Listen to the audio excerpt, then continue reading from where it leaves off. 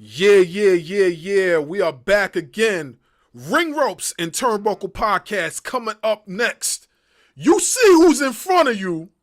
You see who's in front of you. Don't get scared. Don't get scared. I know you kind of terrified right now. Don't get scared.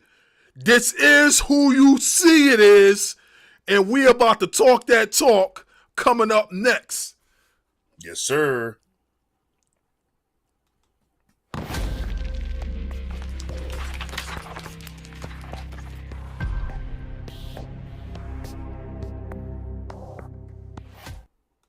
Following podcast scheduled for one fall.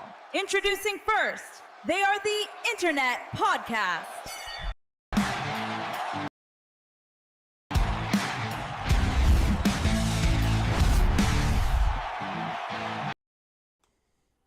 Yes, we are back. Ring Ropes and Turnbuckle Podcast, the insightful S. Scott Bars Wrestling Media, and the dynamic Salute Darkwing Dub. Yeah, you see who's in front of us right now. Yeah, it's about to get shaken up in here. We got Oddyssey up in here. What it do, y'all? It's your boy Oddyssey, 2Ds, No Jones, a.k.a. the Triple C Quorum City Crusher, a.k.a. the Mall Mission, a.k.a. Big Yeah. RRT Pod, we in this bitch. Yeah, and you know what? And you know what? We for all the haters, we gonna get a Shao Kahn laugh.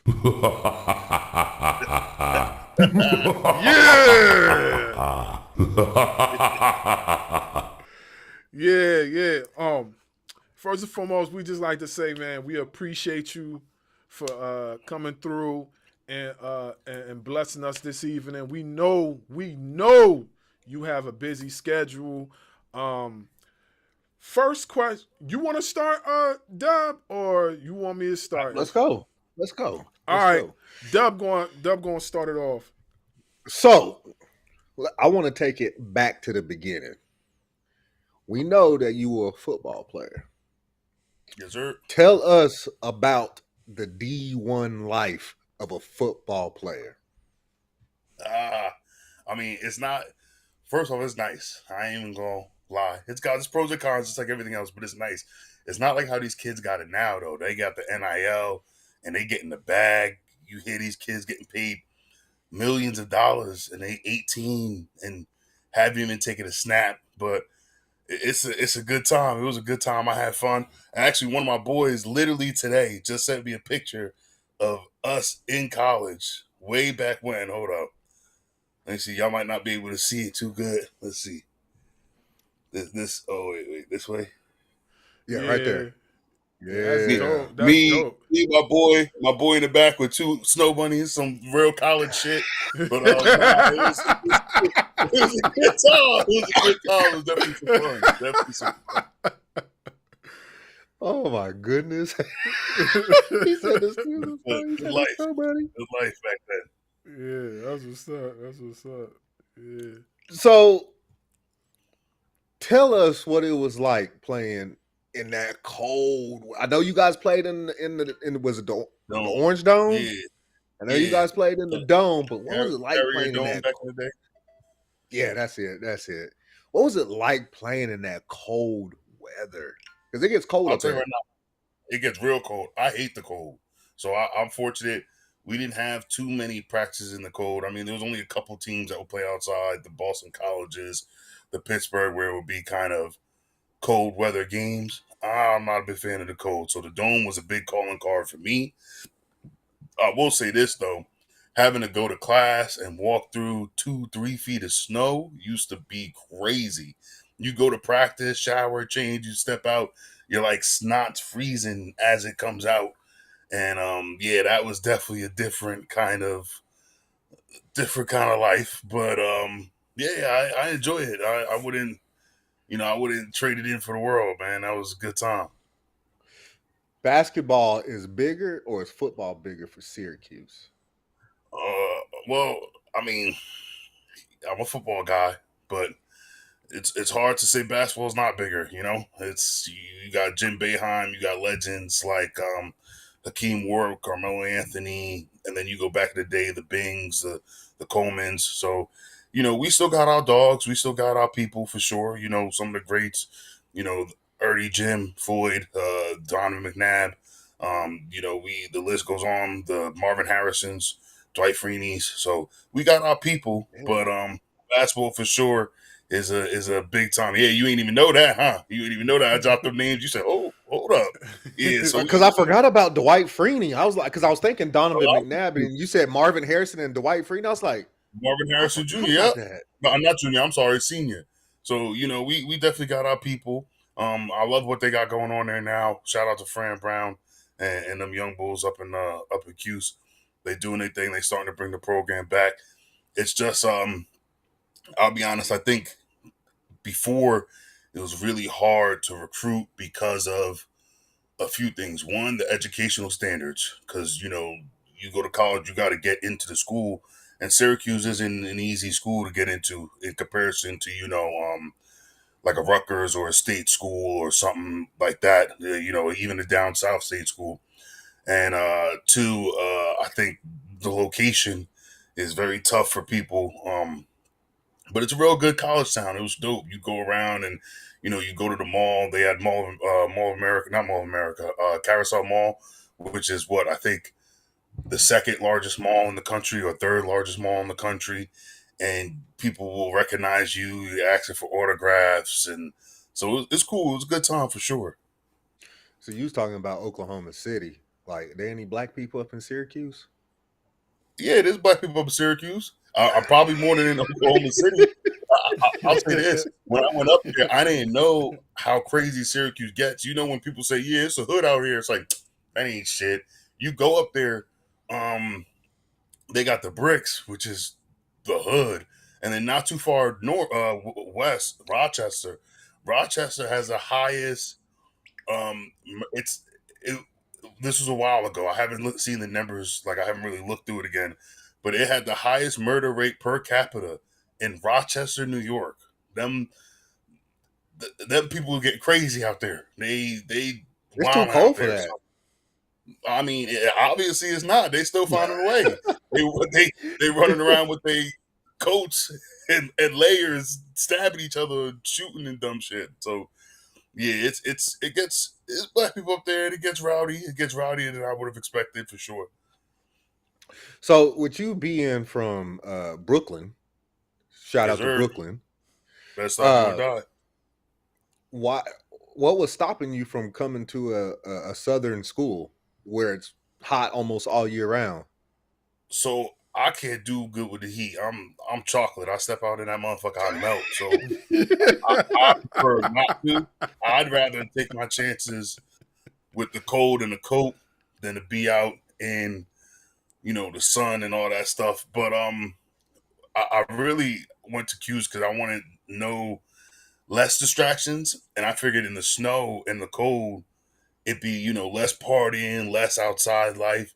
But I was definitely mistaken. They party. They definitely party. So you played offensive guard, correct? I played everything besides center, both tackles, both guards. So I'm gonna kind of transition into the wrestling scene. So how did that playing offensive line? Period. I know you said not center.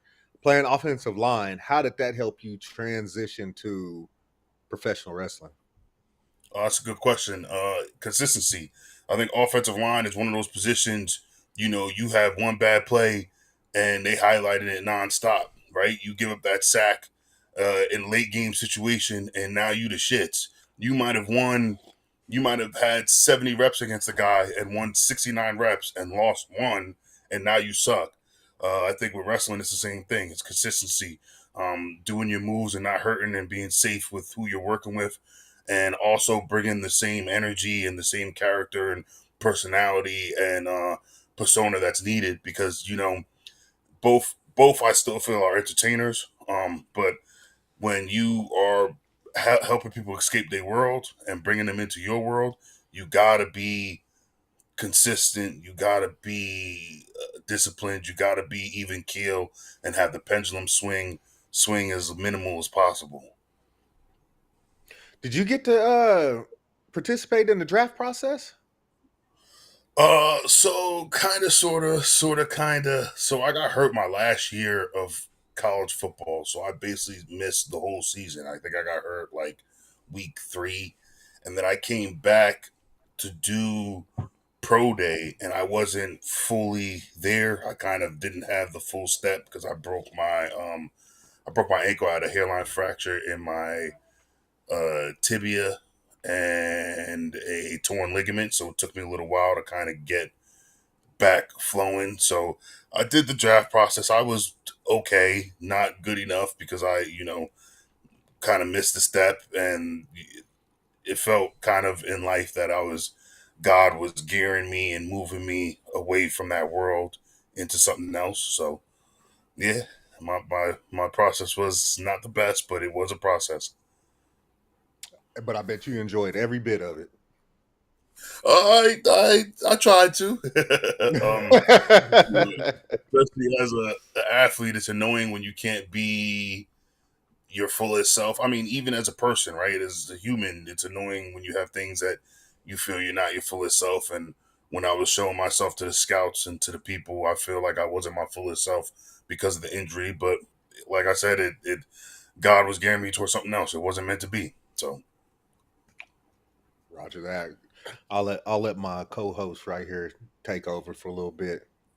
It's all you, Broham. All right, so speaking of faith, so I wanna touch base with that real quick before I get into like the real question I want to ask you. So, like me personally, you know what I mean. I know my bro could also attest to this. Like I'm a person big on faith as well. So what I want to ask you is that how important is faith when it comes to professional wrestling? Because it's the way you guys are out on the road 24/7. It's easy to get yourself into a lot of trouble. So how important is that faith to like keep yourself grounded and realize that you're operating for a higher purpose and not just yourself? that's a good question. You said it right there. Keep yourself grounded. I think people really forget, especially when you haven't been able to wrestle. That shit kind of like a drug. You step out and the crowd screaming your name, and you walking around, and people are you know, praising you, so to speak. Mm-hmm. It's very easy to get prideful, and we know sin and we know pride is one of the big ones. But you kind of got to stay humble with it. You got to stay grounded, like you said, and you got to stay patient and consistent because wrestling, it's not always your chance. Sometimes you got to wait your turn. Mm-hmm. Y'all watch me sit there in the back and wait my turn for what, a year and a half, 2 years.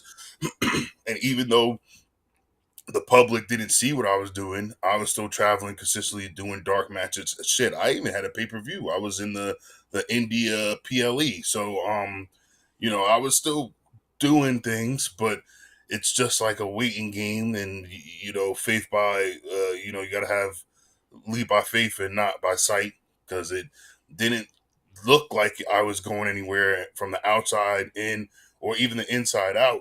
But I had faith that the ability will show. I mean, I don't feel like I'm no Johnny Bag of Donuts. I think I'm good at what I do. I think God blessed me with all the tools I need to succeed. I just need to start putting the pieces in the correct place and stay consistent and stay grounded and stay on the grind. Yeah, I think that's very, very important. And just for you people out there, he was not in catering. You just heard what he said. He wasn't in no catering.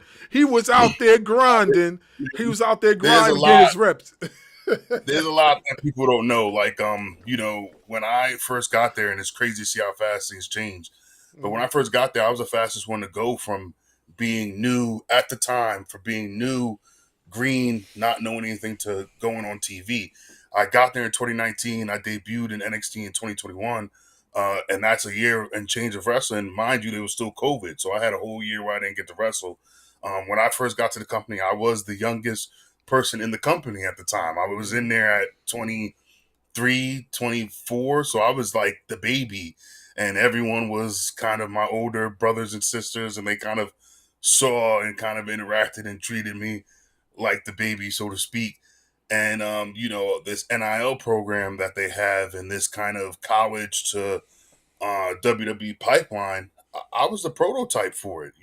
There's a lot of things in house that people don't know. And like it's it's interesting to know the stuff and experience it and to live it, and then hear people talk about what they don't know. But you don't know what you don't know, and that's kind of just how it is.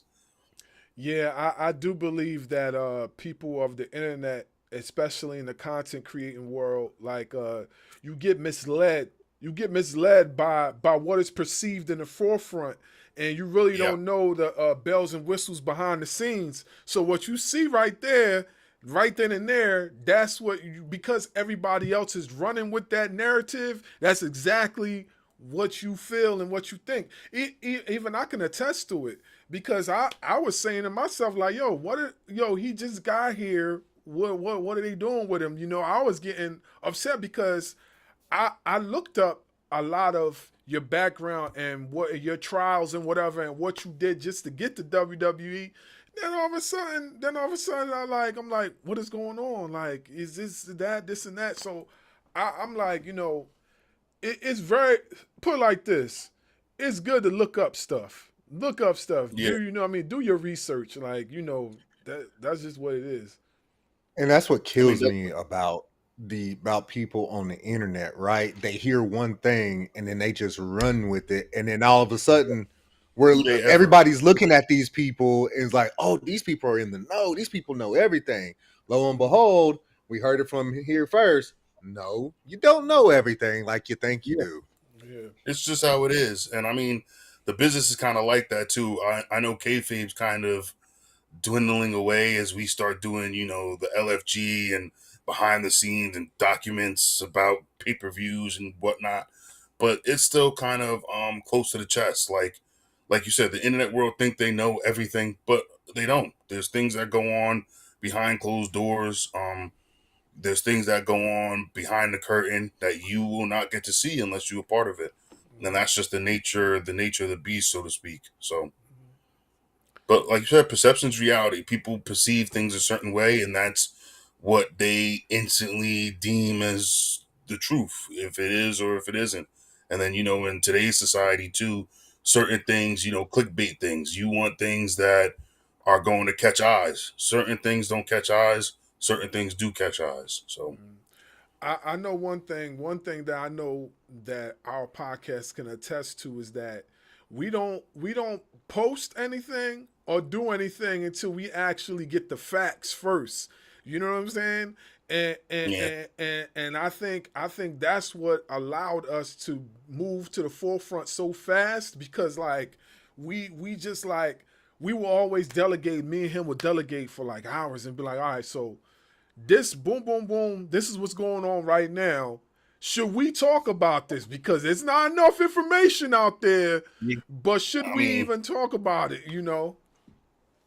and then people be nosy looking in the wrong places. Like Hmm. y'all know my story. Trust me. I'm sitting here seeing things and people saying stuff, and I'm like, that is not what happened. You Hmm. don't know. You wasn't there. You wasn't tapped in. You wasn't privy to it. You don't know. So shut the fuck up.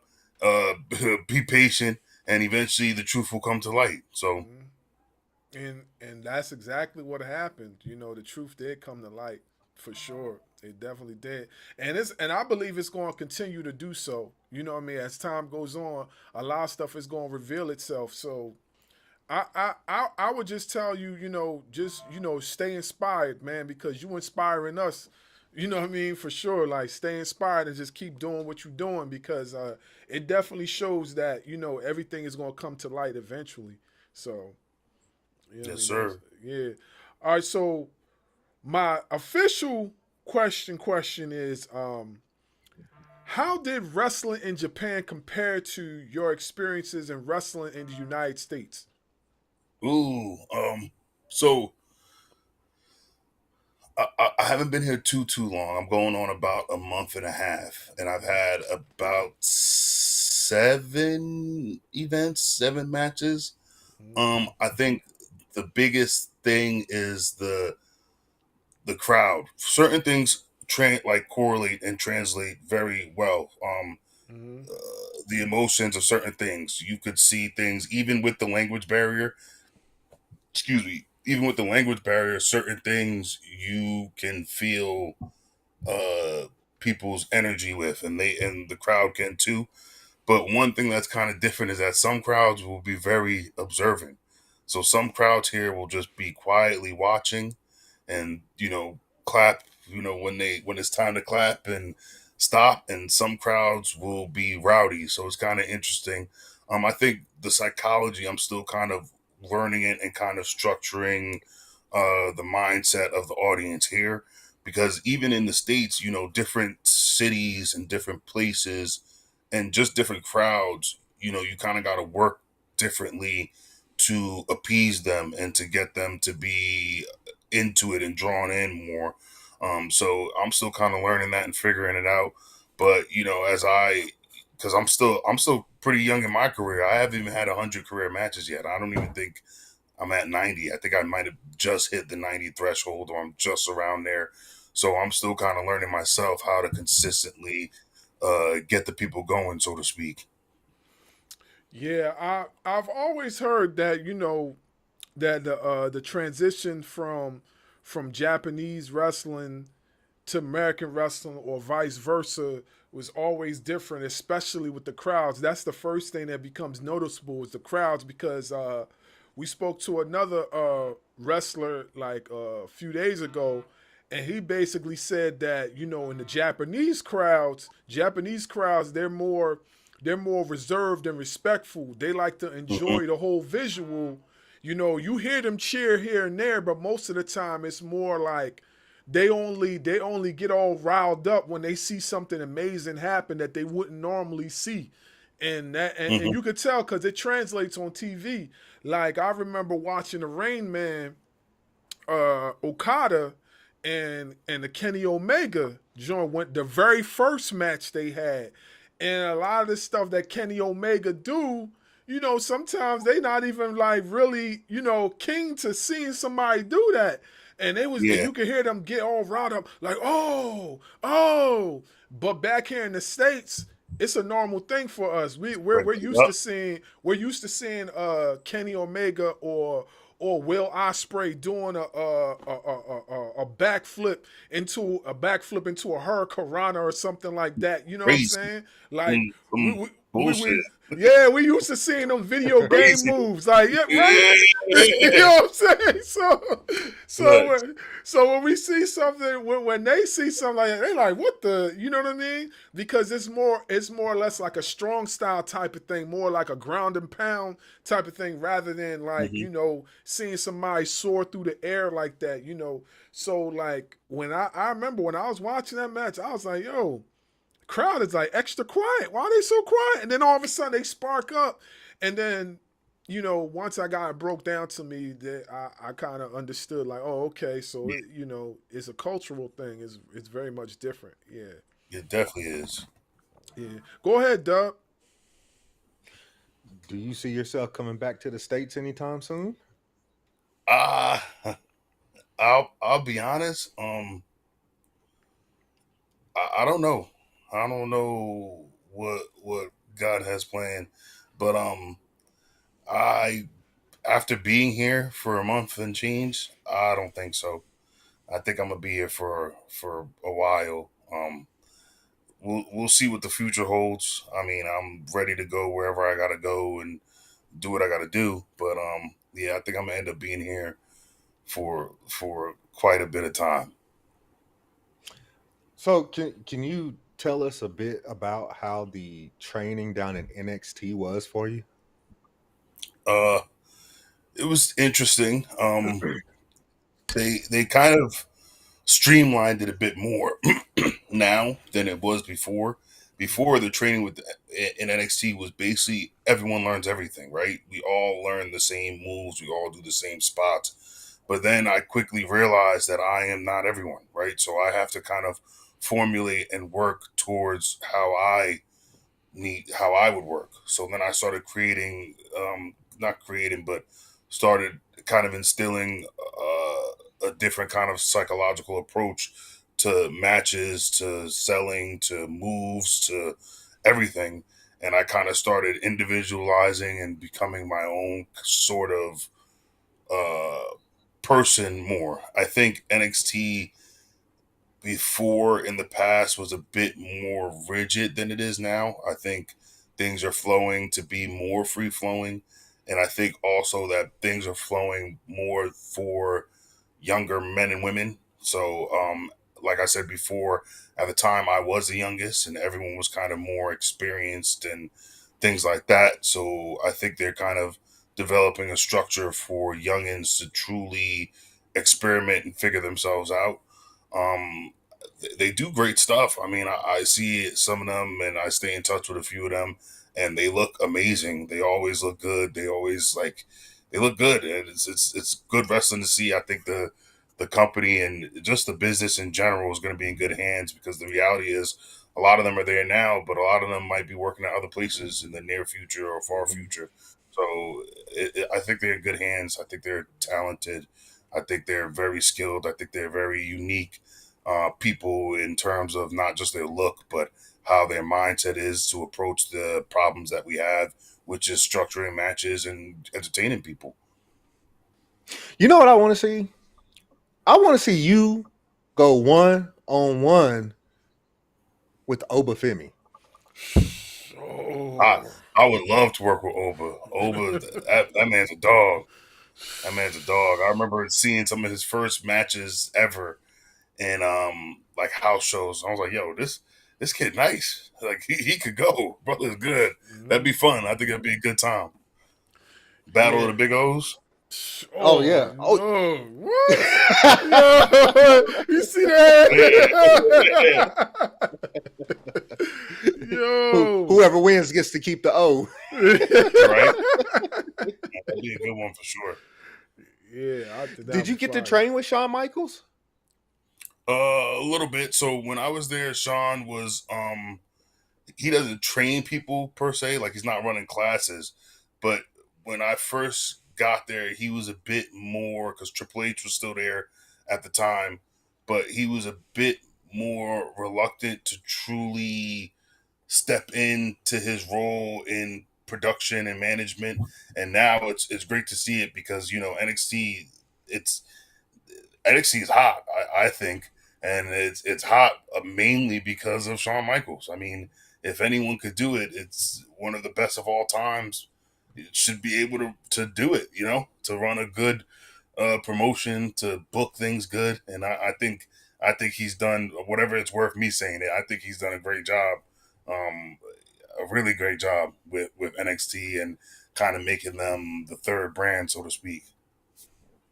Yeah, you can ask him. We've been saying it for quite some time now. Like Triple H to me is struggling with the main roster. I feel like if the main roster had Shawn Michaels, they would be flourishing. Because, like you said, look what he's doing with NXT. Yeah, I think he's doing good things. I think though, um, it's slightly different just because the main roster is a lot more casual than NXT. I think NXT and even AEW type things is more niche. Even TNA is more niche. I think it's more of people who truly, not saying people that watch the main roster don't enjoy wrestling, but I think it's people that truly enjoy wrestling more that's watching these other promotions and watching these other brands, watching NXT, watching AEW, watching TNA and things of that nature. I think Triple H is, he's doing what he can. He's not trying to go out there and fail, and he's going to put out products that he thinks is going to do well, and then kind of listen to the crowd if it's doing well or not, and then pivot and adjust as needed because that's a lot of what the wrestling business is a lot of improv and adjusting and moving along with what's going on through the flow. So I think he's doing his best. I haven't watched all of it. I'm not like extremely tapped in like I was, but I catch it here and there because obviously my whole feed is wrestling. So I see a lot of things here and there, and I'm sure there's things that we don't even talk about that proves that he's doing well. I'm sure if we bring up the books and the numbers of TKO's quarter or how this previous quarter ended. What we're in quarter 3 right now. Where are we? September. Yeah, we're in quarter 3, going into quarter 4. I'm sure there's good numbers and the money's turning because TKO it's a business. They gotta operate in the green and build their profit and do what they gotta do. I feel you. I feel you. We just going by like what we see on TV. I know you're thinking of coming from the mind of a wrestler, and we're thinking coming from the mind of we're just wrestling fans. So like we watched WrestleMania, and we did not think WrestleMania was any good. But then we watched Uh, AEW All In, and we thought AEW All In was freaking amazing. I'm not gonna lie, AEW All In was fire. I remember after Yes. coming back because I was in Vegas for Mania Week. First time in Vegas, and Mania Week is always kind of a thing, but Vegas was wild. But Look I at him. came Look back. at him. I came back and watched All In with my friends, and that was really good. It was really good. I love the Moxley Hangman thing. That was a great finish. I love Tony and Mercedes Monet. I mean, Tony Storm. I think she's male or female. I think she's one of the best characters and personalities in wrestling right now. I think that character is so amazing, and I think she's killing it with that. And I love seeing Mercedes go crazy and seeing her with all the belts. I think it's dope. And yeah, I like the All In. I mean, I, I think WrestleMania gets a bit harder, especially having the 2 nights. I think it's um, just a lot of wrestling and not a lot of time. And then sometimes as well, things move so fast that they don't really. I feel like they have a hard time building up kind of conflicts and feuds. Like things aren't really built up like how it used to be. I remember being youngins when I was a youngin watching that Mania feuds would be months, like a year in the making, and them going back and forth in each pay per view and things like that. But now it kind of feels like you hit the road to Royal Rumble, the road to Mania, and that like what's that, like 3 months? What is that? February, Mhm. January is Rumble. That 3 month span. Okay, boom, boom, boom, boom. Here's the storyline. Here's the feud. Let's go. So yeah, I just think it's a lot of wrestling. I still think they do some amazing stuff. I've seen some great things in Mania this week, but it's just a lot of wrestling that is going on in that time span. Yeah, I mean, like I said, you're thinking from the mind of I've been here. It is what it is, and we're coming from the mind of like I didn't really like what I saw on TV. You know what I mean? But I think honestly though, I think that's okay. You know what I mean? Yeah. Because like everybody's gonna have their differences of opinion. Wrestling is just much like, and I've said this before. Wrestling is just like music. Or if you really want to connect it, wrestling is much like battle rap. Being a former battle rapper myself, like it's subjective. You know what I'm saying? It's whatever you like. I mean, I've participated in front of crowds where they didn't like nothing I said, and I've participated in front of crowds where they was like, "Yo, this dude from Jersey is nice with it." You know what I mean? So I just at the end of the day, I just take it with a grain of salt. This guy, man. Yo, this guy, I'm man, always he's messing trying with you, to. man. I'm always messing with Yeah, so it's just subjective, man. It's whatever you feel. I know for us, we try not to get so so wrapped up and indulged in, like, oh, yo, this is, cause I feel like sometimes like people put they have their heart and soul and feelings in it so much that Definitely so. they lose they self. They lose they self. And like for me, I know my bro can attest to it. Like, I mean, it's not that serious, man. Like, you know what I'm To some saying? people, it is serious. Like, It's that serious. yeah, and I understand being passionate about it or whatever. You know what I mean? I get it, but I always look at it like if you too wrapped up in it, then you lose yourself. You lose Hmm. yourself, and then once you lose yourself, your acts and behaviors become very different. And I never like to go that deep into it, as far as like my mannerisms changing because of because I'm so indulged and wrapped into this one thing. You know what I mean? I want to be free minded and be able to Yeah, see both sides of the spectrum. You know what I mean? So yeah, you gotta be open to it. yeah. Um. So my next question is, and I want to stick with the whole Japan thing. So my next question is, what is the biggest cultural difference you noticed in wrestling styles or crowd reactions? We spoke about crowd reactions a little bit, but if you could get a little teeny wee bit more in depth, like, Mm.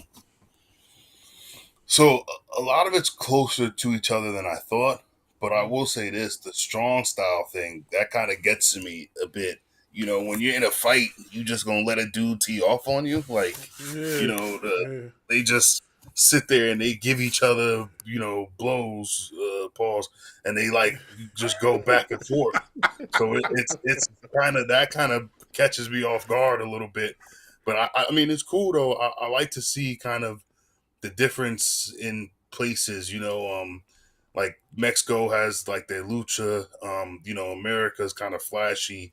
You go to Europe, it's a bit more technical wrestling. You come to Japan, the strong style. So it's kind of cool, and it's unique to kind of mix and blend the styles and kind of mindsets, because I could tell that, like, being here, I'm the outlier. Obviously, being 6'5", 400 pounds in Japan is going to be an outlier. But how my psychology and how my brain works towards things is, excuse me, definitely different to what they're used to, which is nice. A nice kind of refreshing feel and kind of a nice refreshing spritz into their system, into their work, into their promotion. yeah, yeah. That look, I'm gonna say this.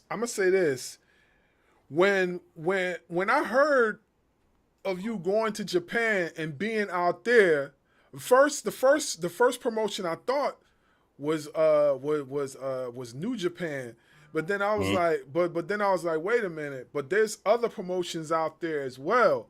So when I didn't see it was New Japan, so then the next promotion over was the one that you came to. I said, yeah, I remember that. Oh, And and, yeah, and then I was like, cause I said to myself, like, this promotion don't get enough credit like it should over here in the States, because like they have a lot of guys that came from over this way to go over there and got picked up and then came back.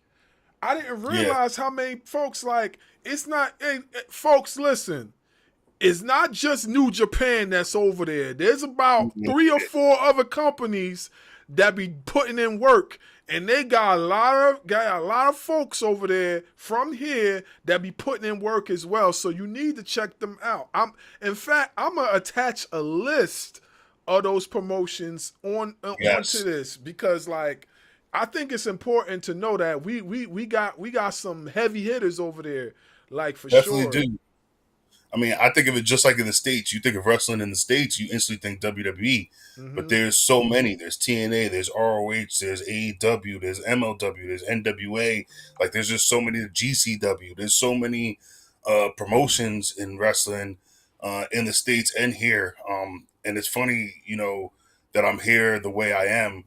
I talked about being here with my friends years ago. I'll never forget. We were sitting there, in a living room in like 2020, 2021. And we talked about coming to this very promotion because they didn't really know, they thought it was just New Japan. I'm like, brother, there's New Japan, there's All Japan, there's Noah, there's Dragon Gate, there's DDT. There's so much stuff out here. There's so many promotions out here. And you go out and you build something, you could really build something that lasts, and you could build something that could be something really great if you're willing to go there, put in the work, put in the time, and bet on yourself, right? Take the Facts. chance, take the pay cut, because I even though I'm not with the WWE, I was making more money working the indies and doing my side hustles and things in the States than I am now. But I just took the risk and took the opportunity to come out here and do this and be here, on the other side of the world working. So it's funny to see things kind of go full circle, and those moments in the past, talking and thinking about being here and now actually physically being here doing this. So I'm Yeah, blessed. yeah, definitely. And what's crazy too, right? A lot of the guys that are in the E right now, like a lot of them have backgrounds in Japan. Like one that comes to mind when you mentioned Dragon Gate, Atira Tozawa, he's from Dragon Gate. Mhm. Atira Tozawa's from Dragon Gate, and let me tell you this: like the Atira Tozawa that you see now is definitely not the Atira Tozawa in Dragon Gate. I Oh no, watched. definitely. I, I want to say this. I watched him in Dragon Gate, and I said, "Wait a minute, this guy be too dead. He must got a twin, cause this is Nah, too." WWE, and it's kind of interesting, right? Because WWE, you kind of get pigeonholed into certain characters Mm-hmm. because of the mainstream character that they have. Mm-hmm. So they wanted him to be a certain way here, but he could work. I mean, I think there's a lot of people. You go down the list. Cody Rhodes, if I'm not mistaken, was with New Japan, part of the Bullet Mm-hmm. Club. AJ Styles, Finn Balor. Mm-hmm. Like, Mm-hmm. there's it's a lot. You go down the list. It's some very talented people came over here, made a name for themselves, and went to other promotions in the States or Mm-hmm. wherever Europe, made a name for themselves, and happened to come back to the WWE or be at the WWE. Yeah. When I mean, when look at what WWE did with Shinsuke Nakamura. I Yeah, mean, Shinsuke we saw what he is. was over in Japan. It's a travesty what they did to that man. Shinsuke should be a friggin' multi-time champion, world champion. But in their defense, the demographic of what they're hitting out here is different. yeah. And why, if you have a formula that works and you've been hitting this demographic and getting money from them for years, why take the risk and change it when you know something that works? I mean, I feel you always should try to innovate and push and create characters and things that's not cookie cutter, things that's unique to people and things like that. But I understand the concept of why, if it ain't broke, don't fix it, right? And that's kind of how they're operating and how they kind of handle business. Mm. Yeah, I remember watching Atira. Like my first like true visual of him in the States, he was with Wrestling Society X. And I got the whole box set DVD. I still got. I could look at it from right here in my Whoa. studio. Say, oh man, like why Let's you? go back. Yeah, he tried. Now you ain't peeped the joke. He tried to say I'm old. He tried to say I'm old or Hey, whatever. hey, ain't nothing wrong with that, man. Nothing wrong with that. That's Yeah, that's that's that's wisdom. That's a blessing right there. Especially because I'm sure you know a whole bunch of brothers that ain't make it to 20, man. listen, man. I know a lot of folks. We both know a lot of folks that ain't even make it to see silver status. They Man. gone. So, So yeah, so take that. yeah. But I remember seeing him for the first time on Wrestling Society X, and I was like, dang, yo, this his team, the Team Dragon Gate team is ruthless. They were going at it. So I definitely understand like how the character switches are from Japan to the United States. Even the guys that made a name for themselves in the United States and went to Japan, those folks are even different in Japan than they are over here. Like, we could all talk about the iconic match that Hulk Hogan had when he was over there. My man was wrestling the clinic. Like, I ain't never seen Hogan do those type moves. I mean, everybody's a little different, but out here they really like the wrestling. You could get away with certain things, but you can't get, and you can even be hokey, but like you can't be. You got to work a little bit. You just got to work a little bit for sure. Mm-hmm. Go ahead, Dub. Did you ever run across Omos out there? Nah, I didn't get to see him. If I did, I would have slammed him through a table though. Okay. He's lucky. He's lucky. You say if I ran across him, he's lucky he ain't run across me. He knows Yeah. Shots fired. Shots fired. I'm a real Big O. You the fake Big O. Yeah, shots fired.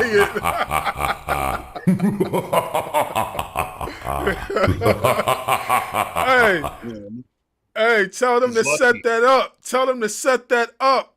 O versus O.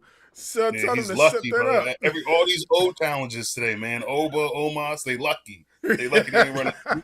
Well. Hey, man, I tell you what, that would be crazy too. Like, if you guys had like a what the TNA call it, Monsters Ball, like all three of y'all at the same time that match would be crazy. I've been pitching for the longest a fatal fat way. You take the 5 biggest motherfuckers, you put them in a ring, and you have them go at it, and then you have the ring break. Remember when who was it? Was it Big Show and Brock or Big Show and Mark, and the ring broke? Yeah, it did twice. Twice. Yeah, it happened twice. Mm-hmm. You do one of those things. I think that'd be fun. Yo, I think that would be crazy. I remember the first time that happened, and it broke. The referee flew out the ring. I was like, "Oh snap!" Yeah, you hype it up. It's over a ton of meaty man meat wrestling going at it. Hold on, we just gonna gloss. Are we just gonna gloss past the fact that he said a fatal fat way? The 5 biggest motherfuckers you could find and have them go at it. I think it'd be fun. Hopefully, someone does it one day and I could be a part of it. I think that'd be awesome. Yeah, we've had some good matches with some bigger guys. I mean, Braun Strowman ain't small, and we've seen him have plenty of good matches. Oh, Big Show, Mark Henry, work now, right? Don't get it twisted. That would be fun. That would be fun. Oh yeah. Speaking of Mark Henry, have you had any comparisons to Mark Henry as far as like what you guys do in the ring? Look at him. Look at him. They always go compare to Mark. I mean, yeah, I get it all the time. Shout out to Mark Henry. That's the OG, real world strongest man. I try my hardest to make my style not like his. Mm-hmm. And some of it, like, I just can't help it, right? Because I'm such a big guy, certain things I'm going to do. But I also feel like I'm blessed with a lot of athleticism. So I could go in there and I could do the rolls. I could run the ropes. I could jump. Like, I could do some things. So I could play with it and have some fun to kind of be unique and kind of make movesets that's akin and kind of just for me. I feel like our styles aren't so much the same, but I do feel like the looks and the aesthetics is kind of similar, so people instantly kind of lump us together because of that, which is fine. I mean, I'm not mad being compared to a Hall of Fame, big black me. Oh, basically, like I wouldn't be mad at that, So, see, you got the dreads, he had the braids. Y'all both got beard. Y'all both big. You're both black. Mm-hmm. That's what it is. So now all you got to do is adopt the world's strongest slam. I throw it in here and there. I sprinkle it in every now and then. I mean, I would not want to take that move from a 400-pound dude. That's all I'm saying. You'd be surprised. It probably feels more comfortable doing that than it does other things. Because like when you go down and we go down together, it's not as bad as you going down by yourself, if that makes sense. Mm-hmm. What's the hardest hit you've taken, and from who? Omas. Hold on, didn't you just call him out? That's why I'm calling it out. Because I'm so salty about this. We were doing we had house shows where we were doing dark matches together for like a couple weeks, like maybe 3 shows a week for maybe 2 or 3 weeks. And one of the matches, he caught me with a pretty good European uppercut. I hit the deck. They were like, "Oh, you sold that good." I was like, "Yeah, I was selling good." Yeah, he a big strong dude for sure. How do you Yo. feel about taking chops? Chops, I don't mind chops. The only thing that kind of gets me with chops is, especially in the States, you do chops, people instantly think of Ric Flair.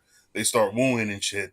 And I always kind of felt, especially if you being a worker, you trying to do things that's for you, right? You like you do your own homages and to people you know pay respect, but every time you chop, everyone woos. So I try to avoid chops. I don't really do chops too much.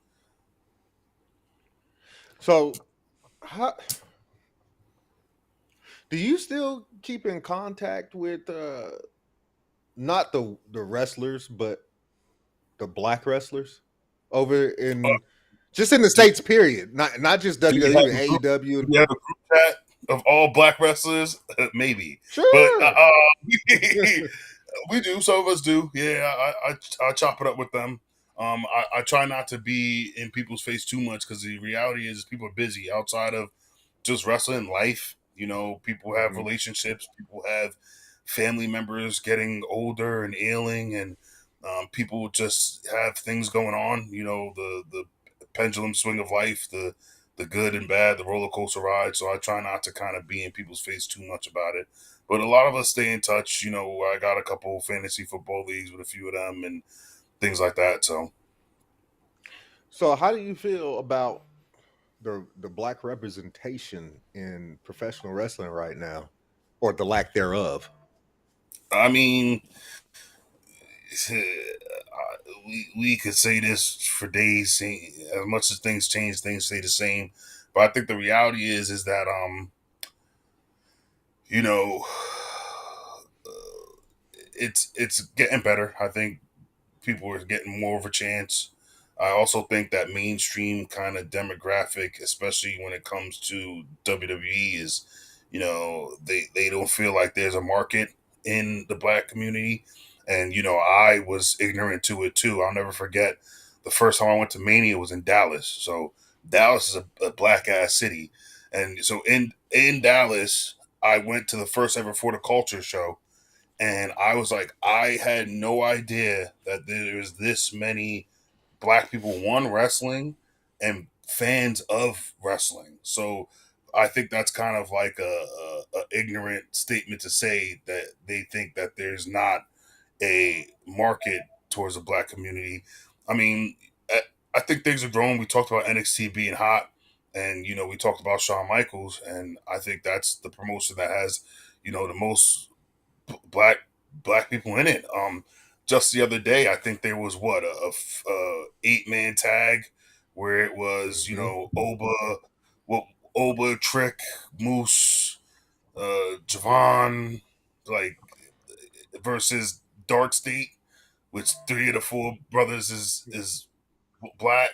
So I think it was like 7, and the ref was black. So I think it goes to show that as you push talent's talent, man. And you put the race aside, black, white, Spanish, Japanese, European, Canadian. If you good, you good, man. If you could connect to the people, you get the people going. You get the people going. And I think Sean does a good job of noticing that and realizing and acknowledging that, and allows talent to just be talent and not kind of operate with the bias of. Obviously, he's going to go with who he likes and who he trusts, but not operating with a bias like other promotions and other places. Not saying anything in particular, but Well, what really got me was I thought somebody like Bobby Lashley was number one. We know he's a good worker. We know it. If he wasn't, do you think Vince McMahon would have put the belt on him? Probably not. Kofi. no. Kofi is now going. They're putting him and Xavier Woods. I know that's your old crew. Xavier Woods back more towards a comedy act. Ron Killings. He went from comedy to serious. Oh, we need you to go back to comedy now. You know, now we're seeing. Look at Ricochet over in AEW thriving, Doing this, yeah. right? I mean, Swerve. It's a constant thing in the entertainment world. Excuse my language, but shut up and dance, nigga. Like it's kind of a thing. That's I don't know what America, bro. I don't know what to tell you. Home of the free, land of the brave. Like I don't know what to say, bro. It's just how it is. I don't know what to do to break out of it. I think as people talent shine and show, I think people will look at it differently. I think you gave two great examples with Swerve and Ricochet. I was seeing reports that they were saying Ricochet could never be a heel, and I think Ricochet is an amazing heel. That laugh gets me every time. It's just so, oh my and you God. get mad as shit, but I love it. It's like, Yeah. ah! You know what I'm saying? Like it's just, right, he got it's like an annoying Jada Kiss laugh. He's like, ha ha, yeah, like, you know what I'm saying? it's perfect. It's perfect. And like even Swerve, like, Swerve. I mean, I always knew Swerve was like that. I remember when he first pulled up, and he'd hop up on the turnbuckle and do his pose, and you start hearing everyone scream, "Whose house? Swerve's house." So I think the cream rises to the top. I think as people get chances and opportunities, I think people will see more and understand more. And I think as companies, allow blacks to hold belts and do things, you'll start seeing the talent. I mean, Mercedes is a great example too. Her time in WWE when she was here was a great time, long time. She's talented, as she's arguably one of the best ever, but she never really got to hold the belt for long. I think she was always kind of like a transition kind of champion, and now we see her walk around with 9, 10, 11, 12 belts, and she's killing it. So I don't want to get too much in the black and white thing, but yeah, I get it. I understand why people feel that way. I truly do. Yeah. What's it like over in Japan? It's cool. I mean, it's How do they different. treat you over there? They treat me good. They don't got a choice. They don't know. They don't know what I might do. I might hit somebody with a lariat. They don't know. I'm just a random big black guy in the street. They don't know what time I'm on. But they treat me well. They treat me. They're all very kind to me. The only problem I have is and this is like a me thing. Everything's so little, and like I'm so big. Sometimes it gets tough. When they say one size fits all, it's really one size fits most. And unfortunately, I'm not the most. So there's some things that's cool, some things that's weird, but it's life. I'm just gonna go with the punches, go with the flow. Speaking of promotions that promote black talent, I don't know if you heard about this promotion, but I want to put you up on it. Ashe Wrestling. Have you heard of Ashe Wrestling? Ashe Wrestling? Mm-hmm. ASE? Yes. I have. Someone posted that. They were like, ASE Wrestling. I was like, what's that? I've heard of it. I haven't watched it and been privy to it. Now I definitely got to go tap in and go check them out. Let me tell you this. If you could ever get an opportunity to wrestle in Ashe Wrestling, I think it would be crazy fire. Because a lot of your peers are in Ashe Wrestling and they go back and forth from Ashe to AEW to TNA to wherever. Like a lot of your peers are there. And I'm going to even say this. You versus Yaya.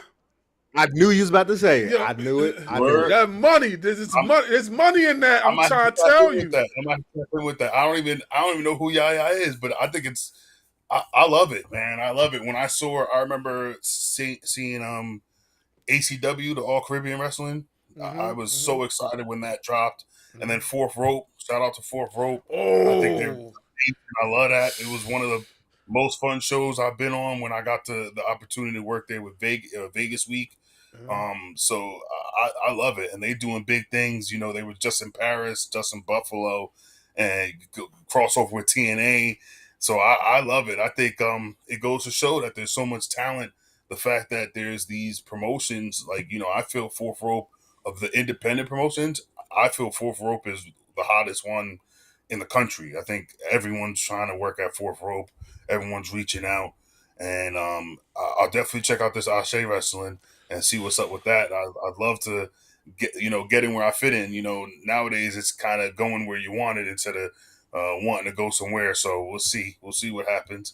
Shit, we talking about it. You know how that goes. Once it's in the air, it's in the air, right? hey, listen, I'm going to just say it right now. I'm going to say it right now. Mr. Lockhart, he's the one that runs the promotion. Yeah. Darius Lock, book this guy right here versus Yaya, or book him against Isaiah Broner, or you could just have a 6-man tag. You can have him and the Ugly Gang versus Demon Time and whoever else. I'm definitely gonna look in and tap in. I think someone literally just posted that. Honestly, it might have been like last week. They're like, "Yeah, you got to wrestle with them," and I was like, "What is this?" I didn't even click on it. I kind of just scrolled through, but now I got to double check and kind of double back on it and really do my research. Yeah. They actually just had a show this past Saturday, and it's on YouTube, so you can go back and look at it. They post all their stuff on YouTube. I'll pop it on after this. I'm gonna be chilling. It's early morning. You know, I don't be doing shit all day, so I got about a couple hours before my midday nap. So I know that's right. Also, Bars, if you can remember, try to clip this, and then when we post it on Instagram, make sure to tag Ashe in it. Oh yeah, definitely. We're gonna do that. We're gonna do that. So let's go. We So gonna definitely do that. send me the link for this, and I'll get a post. What I like to do is I try to time it up to post in the morning for the US. So that's like nighttime here. So I'll probably put it up like 8 p.m. here, which would be like 7 a.m. there, or like 9 p.m. here will be like 8 a.m. Eastern Standard Time. I know we got some central people out here, but I'll post it so it comes up. So it'll be cool. Yeah, the only reason why we're saying that is because like we feel like we genuinely feel like that promotion is like on fire, and like the more wrestlers that we feel, especially of our ethnicity, that we reach out to, the more we try to like plug them into Ashe, because honestly, like a lot of people still don't know. So it's better to push it and let the people know, like, yo, this promotion's fire too. You need to go check them out. You know, even when we talked to Elijah, we had to put him on the Ashe. He didn't even know Ashe. He heard of the name, but he wasn't familiarized. He's doing the All Caribbean too. He's on All Caribbean. Well, he just had a match. He Pope. just had a match. Yeah, the Pope. He just had a match with dude that's from my I know who you're talking about. Yeah, Prince. Huh? Oh, I'm sorry. What were you saying? No, I was gonna say Prince. His first name is Prince. I can't pronounce his last name. I will have to ask my wife to do that. But yeah, they just had a banger of a match.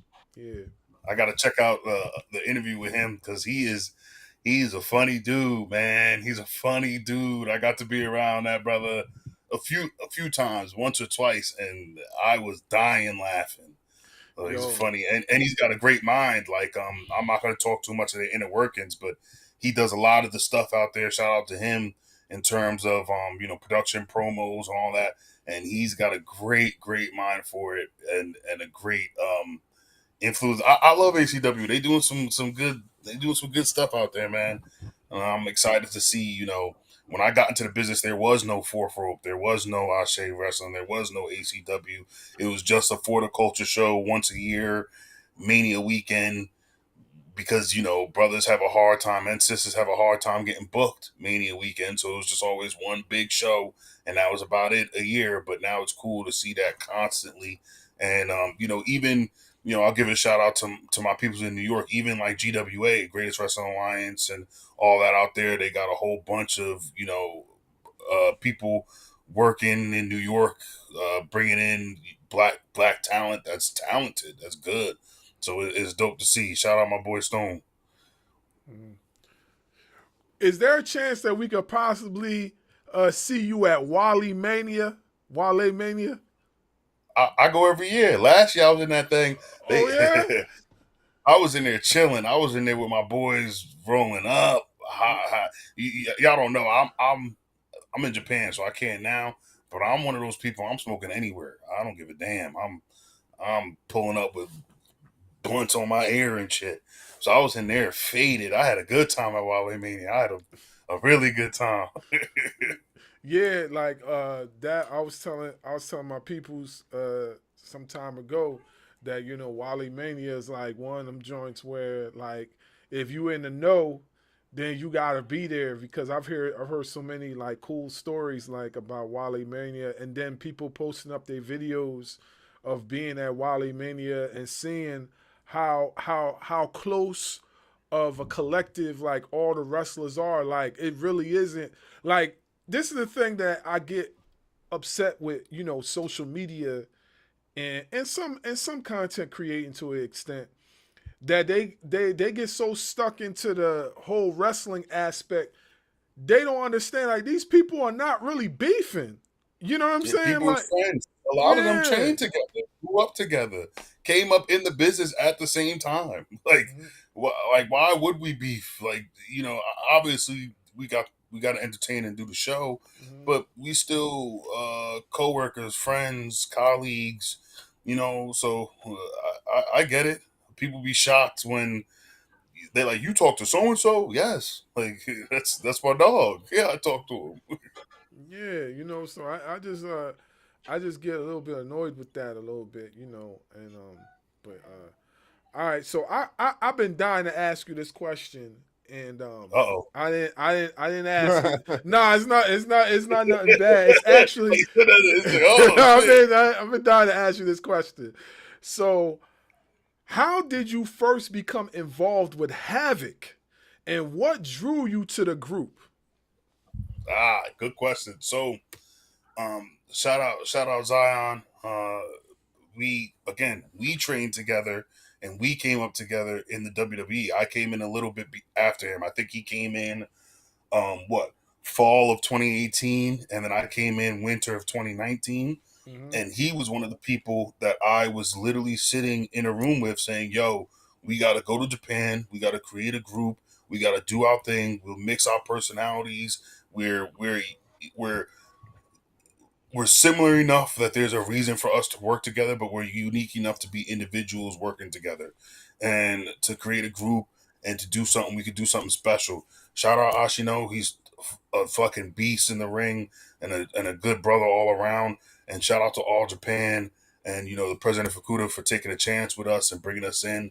I think it's going to be something special. I think it's going to be something that will last, beyond myself and Zion and Ashino. I think it's going to be something beautiful, and I think it's a great opportunity to create something basically off our brainchild, because a lot of the and mainly Zion, right? I bring my me to the table. I bring what I bring, but he made he got the name, made the logo, made the music. Like he's the creative individual. He's been very creative. It sucks to see him not get his chance in the WWE and to do things, but he gets it now. So it's going to be beautiful to see him kind of do his thing.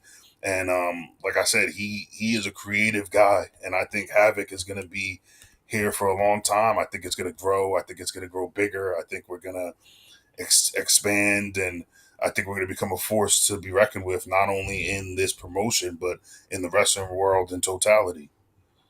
Yeah, that's what's up because that's what's up. And as soon as I heard that you was part of a faction, I said, "Yo, this is gonna be something devastating." Because like what I've noticed is that anytime a new faction is being created, especially in Japan, eventually it becomes mainstream.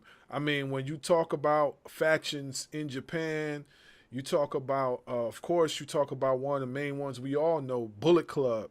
Look at how Yep. Bullet Club has expanded over the course of time. Like, Yeah. is Bullet Club like the oldest faction? It's definitely up there, and Bullet Club is kind of, I don't want to say emulate, but kind of what I saw and was like, yo, we could do something similar to this and kind of make it our own kind of child.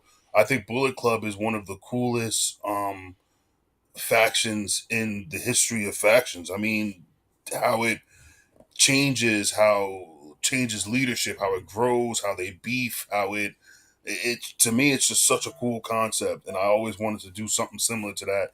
And I'm blessed by God right now to have the moment to do that in HAVOC with this company, with All Japan Pro Wrestling. So I think it's gonna be cool. I think we're playing with fire. I think we're starting to build something, and I know it's like you said, it takes time for things to go from Japan to the States, but it's catching wind out here, and I think as it grows and we keep doing our thing, and as we compete, as we win championships, as we put on matches and main events and show our talents and abilities, I think it will just keep growing and expanding even more. Yeah, yeah, that's what's up. All right, so this is another question I wanted to ask you too. I know you haven't been in Japan for that long, but from so far as far as you being in Japan, what as far as match wise, what are some of the most memorable match moments that you have had in Japan thus far? So far was a big match against Hideki Suzuki, which is dope because Hideki was my excuse me. Hideki was my he when I was early in the business, he was in NXT with us, and he kind of taught me and helped me out with some things. And then it was cool to see full circle working with him and wrestling with him, one of the most talented people in the promotion. And then six man, just I never really did a lot of six men because it's just a lot of chaos, but it's just fun. It's a good time, and we all get to show our personalities, and we all get to mix ourselves together and create something nice together as a unit. So I haven't been here too long, but definitely some moments already kind of instilled and built in, and some growing that I have in myself as a talent has been happening already. So I'm happy. Yeah, yeah, that's what's up. Go ahead, Dub. You're just talking about factions. How was it working with Kofi and Xavier? Amazing. The amount of experience they have is ridiculous, and even though it was short lived, like I think of like how good it flowed. Like the promos, we didn't really practice promo. I'm not big on, and you obviously got to work your lines and know the situation, but I'm not big on running lines too much because you just get robotic, and it just is like you're reading like paper. So I try to be very organic. And when we would do promos, I'm like, brother, I'm just gonna squeeze. Like I'm gonna fit in where I fit in. Like y'all say what y'all say, I'll slide in, say something, and slide out. So that was always really cool to see, especially with those two and how experienced they were. And then the six man was amazing because a lot of people don't even notice because the cameras in the ring. Kofi was working and Xavier was just telling me stuff, and I'm just like, okay, okay. He's like, oh wait, to time this. You see how he did that, da da da. And I'm like, wow, like the fact that you could sit here and teach me while we're in the middle of a match is just amazing to me. So shout out to them. I wish, I wish I was better, and I wish things happened differently and I had more time to be kind of under their wing and kind of learn, because I haven't really had a true mentor in the business, so to speak. So I wish I didn't mess up things myself and was able to be there and grow with them and to learn with them and to even kind of help them out, because I think not like they're floundering, because it's New Day. They're Hall of Famers right now if they retired, but I think we could have done something special, and I think something really nice could have came to fruition if things was different. Um, go ahead, go ahead. I'll ask when you're done.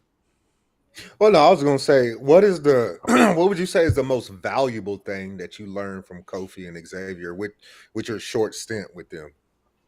Um, Timing. They they had a weird. They had a. I can't say weird because it's just experience, but they could feel the flow, and working with them even that little bit really helped me grow with the flow, and I'm starting to feel it more now. Because sometimes when you're working and you slow down or you don't move, even though you might be staying still for 5-10 seconds, it feels like 5-10 minutes. So it feels like, oh, I gotta go, I gotta go, I gotta go. But hearing them and seeing them and talking to them, you know, while they were working and seeing them work firsthand, that flow is kind of getting to me a bit more and kind of growing in me more. So definitely timing. How were you choosing to be the third member once we knew about Big E's neck? How did they choose you? I don't know. I mean, so for the time I was back there, I pitched a few ideas, and they said we're going to do a few things. We're going to do this. We're going to do that. One of the ideas was to join when Bobby was with Street Profits when they were together. One of the ideas was that, and then another idea that we pitched was a tag team with Trevor Lee. Then I pitched to be kind of like almost like a security guard sort of thing for Austin Theory and Grayson Waller. So things just kind of happened. They came up and they said, "This is what we're going to do." I think someone in the back kind of just saw us, and because I wasn't really like, I would say hi, hello, but I wasn't like with them, back there. Mhm. I think someone just saw us and kind of thought, he's kind of upbeat, and I hate to say it, he's black. So let's put them together and see what happens. And I think it kind of meshed pretty well with my character and their character and how they were and how I was and everything. So I don't know. Someone, said if things were different, someone back there would have got a raise. Shit. I know that's right. Shoot, Mhm. you had some bars. What you just asked him, that was one of the questions I was gonna ask him. So it's cool. It's cool. He already gave the answer, so that was right along the lines of what I was gonna ask. Yeah, it's cool. Yeah. So I'm gonna ask you this then. So we talked about memorable moments. So I want to ask you this: how did the training and preparation differ from wrestling in Japan? So I think the training and preparation differed because now I'm a bit more comfortable. Before I didn't really know much, Mhm. and I didn't really have too many matches, and I still don't, but I still feel more comfortable. I also feel that working in those larger arenas and larger stadiums, I think that made it way easier. Like when I was in India, I worked in front of, I think it was like 80,000 people or something like that, 75,000 people, something along the lines of that. And then even doing dark matches, a dark match might be as they're funneling in 3, 4, 5,000 people. So when I come to shows and someone's like, "Yeah, there's 1,000 people out there. There's 200 people, 500, 2,000." I feel a bit comfortable. I feel fine with it. I mean, I think it even goes back beyond the wrestling. When I played football, a football stadium, I played a game in MetLife against Notre Dame. That might be what, 80, 100,000 people. in MetLife watching you, and you got to be consistent. You got to do your job. You got to go where you got to go, be where you got to be. So I think, I think that kind of helped. That helped a lot, honestly. Yeah, that is what's up. So, is it safe to say that you went through a lot of your growing pains when, like, during your young, like, wrestling career, as far as like outside of WWE? You went through a lot of growing pains outside of WWE than you did when you was in the WWE, or is it Um, vice versa? I think it's different pains. I think in the WWE, I went through my growing pains of actually working, Hmm. and then outside of the WWE, I went through my growing pains of being a personality, so to speak, like a public figure. Because at the end of the day, I just see me as me, and my friends see me as me, and my family see me as me. But the reality is now I'm more than just me. I'm more than just Omari Palmer. I'm Odyssey. Not saying Omari's not important, but now people see me a certain way. I mean, everything is different. You realize how, and I always kind of knew this, and we know this. Again, I don't want to get you know race, but when you're black, you have a very it's very small. Your margin of error is minimal at best. Yeah.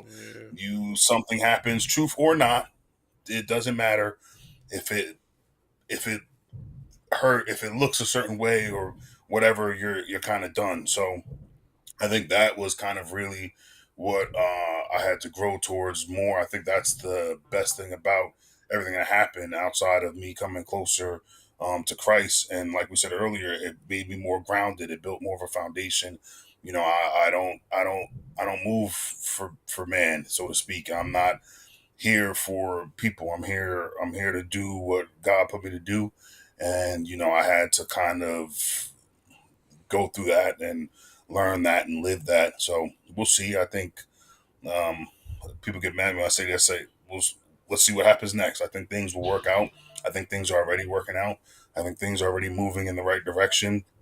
And I think down the road a chance might happen for whatever. If it's not necessarily going back, but going and doing or showing my abilities on a high scale. Yeah, that's what's up. All right, so one other question that I gotta ask, and then I'll switch it back to Dub.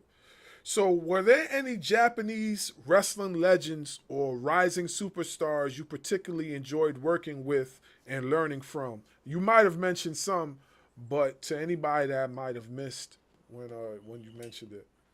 Yeah. I love working with my HAVOC brother. As you know, he's amazing. He's really dope. I love Kento. Kento is so talented out here. Again, like that flow. Even though there's a language barrier with a lot of people here, there's Mm. still the wrestling language, like the language of the ring, and people can really talk that and move with that language. So yeah, those are two guys right now. I mean, Ren Ayabe is amazing to see. Big guy, giant, damn near 7 footer.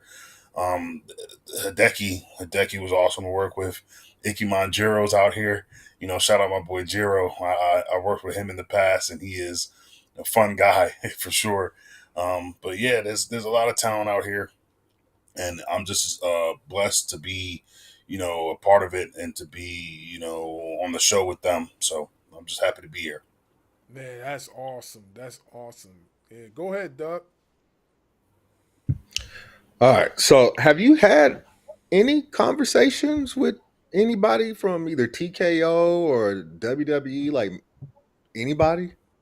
No, not on legal standpoints or anything. No, I'll say I've talked to outside the. Yeah, no, I talk to people that still work with the company. I obviously have a lot of friends that's still with the company, but no, I haven't talked to them outside of a few things of them calling and getting upset about some things. But no, I haven't talked to them. So, without going too deep into the situation at hand, everybody has an opinion on Brock Lesnar being back within this company, knowing what kind of situation that he is in with the former owner of the company. Did that make you feel some kind of way that they brought this dude back, but then what happened to you? You know what I mean? No, it didn't make me feel no type of way because how I approached it is an athlete's mindset. You see it all the time with NFL, NBA. You, if you ain't arrested, you ain't charged. What's the problem? What are you gonna do? Every single time someone says something, it's get them out of here. Because unfortunately, when you become a public figure, you start getting money, you start getting eyes on you. People act a certain way. Unfortunately, people around you change. I don't know all the details with Brock, and what's going on with that, but clearly the man isn't behind bars. So what are you gonna, if what you gonna say? You know what I mean? Like you could try to come at his character, but in the court of law and the judicial system and the government don't he's not arrested. So what can you say? We're gonna sit here and say, he's a bad guy. If that's the case, everyone's a bad fucking guy because we're all sinners. The reality of it, nobody's perfect. So I don't really, feel no type of way about it. Like I said before, I'm me, he's him. He's a Hall of Famer. I'm not gonna try to compare myself to him. Um, but I also know that I'm a big ass black man. So certain things aesthetically, the visual isn't there. It's not. They don't want to deal with it, and they didn't want to deal with it with me, so they got rid of me, and that's that.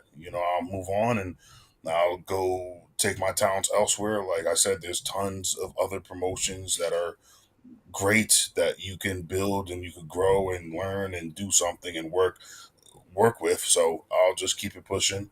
I mean, everyone seems excited to see Brock back. There's always going to be someone talking shit. I mean, even the whole thing with Vince was kind of shaky to me. Kind of how, I mean, they basically had a coup to kind of kick him out. It feels, but again, I can't really speak on it too much because I truly don't know. And we talked earlier about people not knowing all the things going on and talking. So why would I sit here and not know all the things going on and talk? I get it. I get it. We've had a few conversations, me and him, about it, and because there's another black man that they let go with due to some allegations, and he can't seem to get his job back there either. Velveteen Dream. So I'm not gonna push an agenda. I was just curious on if that made you feel some kind of way. Answered the question. I'm gonna move on. Go ahead, Bars. All right. So, I wanted to ask you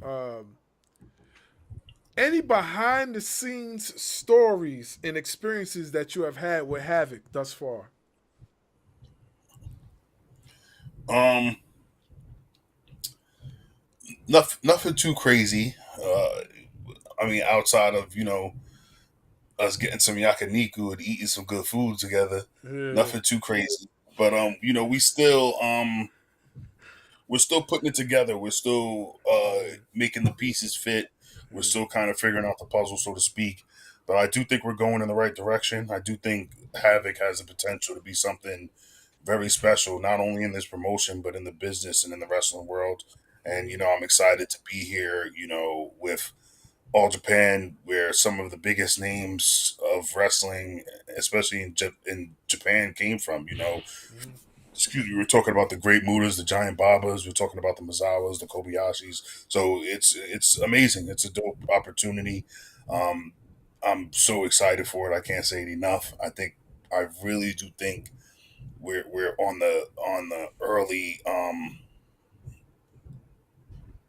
we're on the cusp of building something truly lasting and something truly significant in this business. And I'm happy to have the opportunity to be a part of it, especially because, this time last year, I didn't think I'd ever, wrestle. I thought I would just retire and move on because of bullshit going on and hate and lies being spewed. So to be a year later and see where I'm at, I'm very happy that I, found the strength through Christ to keep going. So I appreciate that. I'm happy about it. I think it's going to be something really good. Amen to that. It's something that you said that I want to backtrack to because my partner gave a face. He was like, huh? So can you explain the dish that you guys was eating? Can you explain so that way our viewers would know? So Yeah, it's Yeah, you see it's, the way I looked at the camera when he said that? yeah. I don't see how they make money off it. It's yakiniku, so it's basically like it's like hot pot, like Korean hot pot, basically. So like you go grill your own food, whatever, Okay. cook it, but it's all you could eat. So you got like what 90 minutes, 2 hours, all you could eat, and you give me 2 hours, I'll do some damage. Now I think I pulled up in there the other day and had they had wagyu, they had lemon pepper and garlic wagyu. I probably ate about 2-3 pounds of that shit. It's good, and it's reasonably priced. Yeah, I bet because like I know over on this side of the spectrum, you know what I mean, stuff like that is priced kind of differently. And you Oh and yeah, not for nothing, you said they grill their own food over there. So that's actually a thing because like I've seen the videos. I just thought they were doing that just for the views and the likes. So this is actually something that they do for real. Like, yeah, and when you oh go yeah, into these places, you grew like, cause I seen one video of somebody having some fresh food, and it's like he walked in, he started like prepping the food on his own. I'm like, wait a minute, they have a cook for that. Why is he doing that? And then so now you just answer my question. I love it, man. It's amazing. I'll tell you right now, if you ever get the chance to go to Japan, the food here is amazing. Like everything, even like going to 7-Eleven, right? Like getting meals from 7-Eleven, amazing because nothing they, like it doesn't have like the chemicals and preservatives that you have in America. You could taste it. Like the produce and the fruit is good, the meats is good. Like it's good. It's really good. This the fatty in me kicking in, but the food be busting. Yeah, yeah, I could just imagine because me being of Nigerian descent, when my family and myself went to Nigeria to go visit our family, I definitely could taste the difference in food. Hmm. Like from everything was fresh. Like most of the places that we had went to, you know, they homegrown they food. It's no if you go and if you ever I don't know if you ever been to Africa or Nigeria or whatever, but you ever had an opportunity to go to Nigeria, go to Nigeria. You know what I'm saying? Maybe you might have to holler at Omas or Uber. You know what I'm Yeah. saying? Pull Go up there. go to Nigeria or even holler at Moose or Apollo Crews. And I know they're of Yeah. Nigerian descent as well. Like you gotta have some fufu. You gotta have some fufu. I think I have had fufu. I think Omos had some at one of his like a wedding party. I Yeah. think I did. I think I did have some food like authentic Nigerian cuisine, and it was good. I mean, like you said, it's probably even different to eat it there because how it is probably fresh. Mm-hmm. Homegrown, not processed, and all this crap that we deal with in the states. So it's probably so good out there. One day, God willing, I'd love to go check out Africa and see a lot of the Yeah. continent and check out a few different countries out there. Yeah. I want to tell you when you do have some fufu again, you gotta have melon soup, Oddyssey soup. My wife Melon makes soup. it melon soup. Melon soup. It's let me just tell you, hands down, probably one of the best soups ever. It's my favorite soup. My wife makes it for me all the Like that? time. Huh? It's like that. I'm not the soupiest guy, but I'll check it out one time for the one time. Yeah, you got and I'm telling you, whoever makes it for you, make sure they put the goat meat in there. Make sure they put Yeah, some spinach up in there. Make sure they put the bare accessories up in there, and they season that bad boy up right. Cause I'm telling you right now, you think you was in heaven with what you ate over in Japan. You definitely gonna feel like you in heaven when you ate. Hey, say less. Bro was supposed to listen. Bro, doing all this talking. He was supposed to send me some food. You think I got that? oh, No. yo, I got you. It's, It was too good to send it. He was eating it. It was too good to get shipped. oh yeah, bro. Yeah. Hey, so we great. talking about all this food and stuff. Do you have like a pre-match meal, or what was your favorite meal to eat before a football game, and what is your favorite meal to eat before a wrestling match? So football was usually just carbo loading. So just like because day of I don't really I don't fast, but I don't really eat too much day of. I'll keep it very simple. Especially for wrestling, I'll keep it very simple. But for football, it was definitely, the pastas, the steak, chicken, all that kind of stuff. Now it's kind of, especially as I get older and get used to wrestling and learning my body more, it's eating as little as possible. I basically, let's say the show starts at 5. Let's say I get there at like 12. I might eat at basically at like 12, maybe 1, and then I'm not eating again until after the show, until after I work, which might be like 6, 7. So I'll just go 5, 6, 7 hours just not eating anything, just water, maybe protein bars and small little things. But yeah, I try not to have too much in me because then I feel sluggish and all that stuff. Pre-game or pre-match song? I don't really listen to music before the show. What? I don't really. Nah, I just sit and visualize. So I just think of what I'm doing, what can I do, what we working with. Football was different. Football, I had a whole playlist, and because you had so much time. But with wrestling, I kind of just sit in the back and kind of chill and kind of just relax, breathe, do my prayer, and then go out there and get to work. What kind of music do you listen to? I hate to say generic, but R&B, hip hop, rap. Throw some reggae in there, some That's little Bob Marley. Yeah, yeah, basically.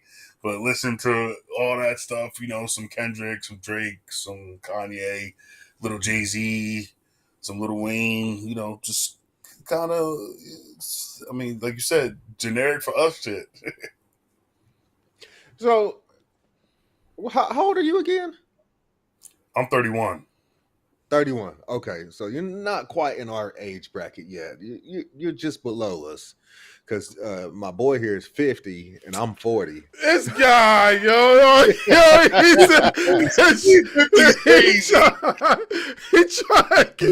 trying to come at me, yo.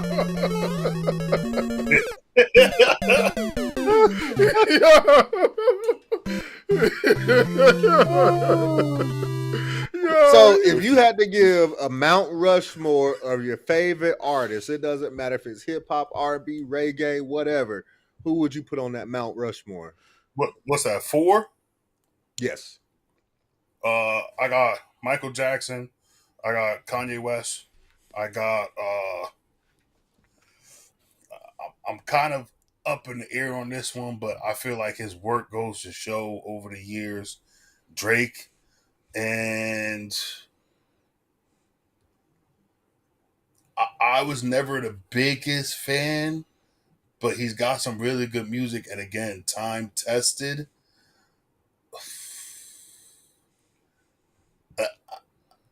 And it's kind of interchangeable. Like, I want to say Biggie, but Jay-Z, what he's done in the business is crazy. And Jay-Z's getting to the point where he's even like transcending music. That brother don't even got to do music no more. He's just got his stuff going and he's chilling, you know what I mean? Running labels and his businesses and all that stuff. I mean, you can't be from Brooklyn and not name somebody from Brooklyn. He gave us. Yeah, I got Biggie's you. from Brooklyn, right? Yeah, Mm-hmm. So he gave us yeah, two, Biggie and Jay-Z. yeah. Come on, you know that. I was just so the last couple wrestlers that we actually interviewed them from Ashe Wrestling. Um, one of them was from Detroit, and I asked him because he's a big hip hop head, and I asked him, name your Mount Rushmore of hip hop, and he gave four. I was like, dang, how you gonna be from Detroit and leave off M? And he was like, oh, yeah, they gonna get me when I get home. You definitely, definitely will. Yeah, they gonna get him. So I wanna transition back to to college football. How do you feel about college football these days? Today's game versus back when you played.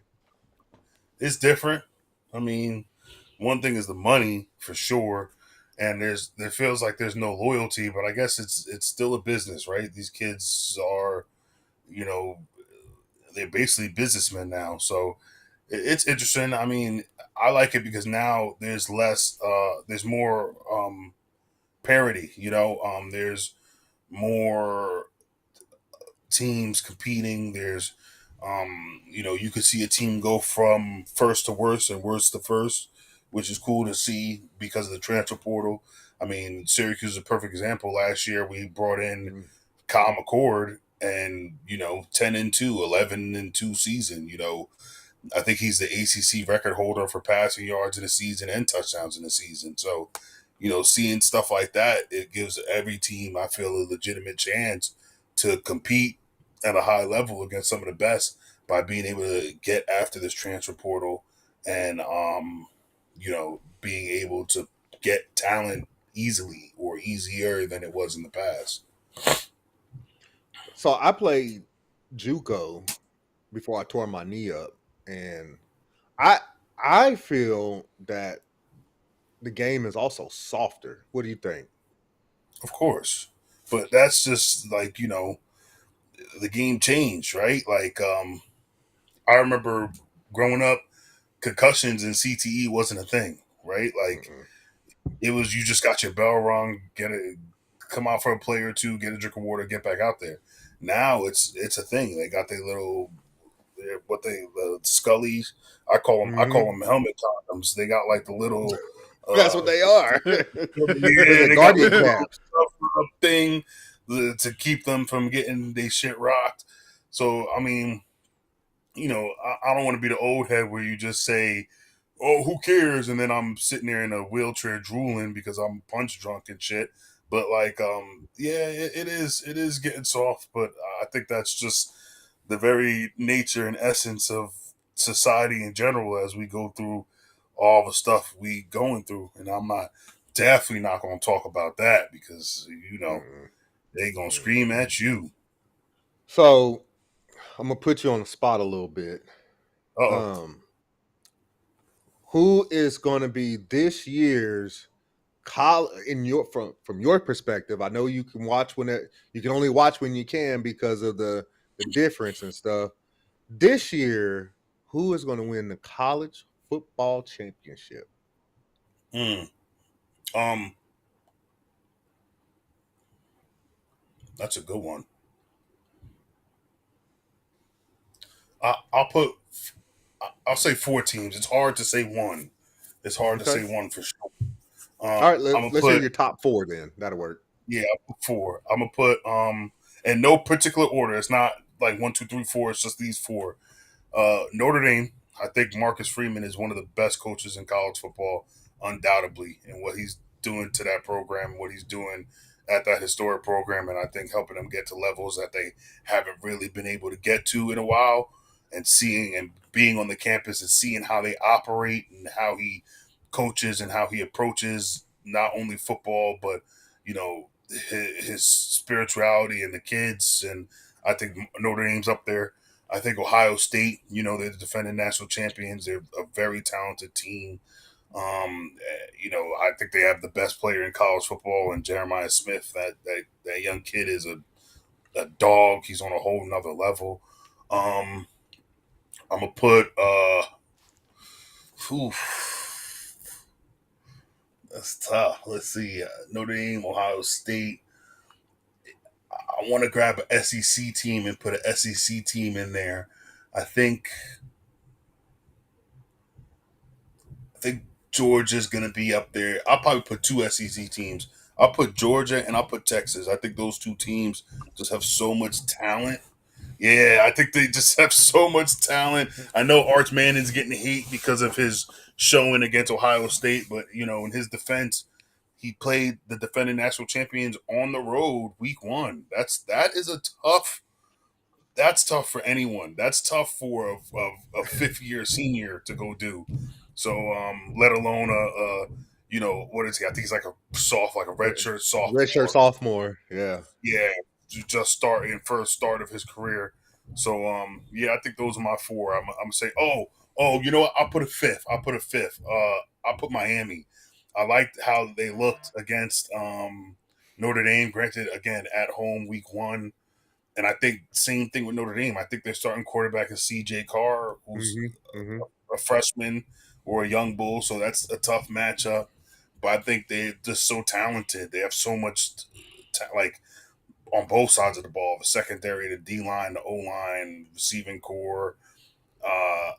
Dang, now I got to put another one in there too. Oregon's another team that's just so sick. Oregon's always going to be tough too. Yeah, but Oregon's a choke artist to me. I can't hear you, brother. You muted. Oh, my bad. I accidentally hit it because I dropped something on there. No, Oregon is one of them teams that people are always saying, oh, they're only there because of Nike, or they only get players because of their jerseys. But so if that's the case, then why are they always good? I say this. My friend's a fan of Oregon, and I call him corny for that because he's from Long Island and he's a fan of Oregon. BT, if you see this, you corny for that. But I argued with him, and he was saying, "Yeah, we was dirt." I think I looked it up in the past. I think it was 30 or 50 seasons from 1976 to now. They've had 4 losing seasons, which to me crazy. Unheard of. 4 seasons where they were less than 500. Unheard of. That's crazy. Yes.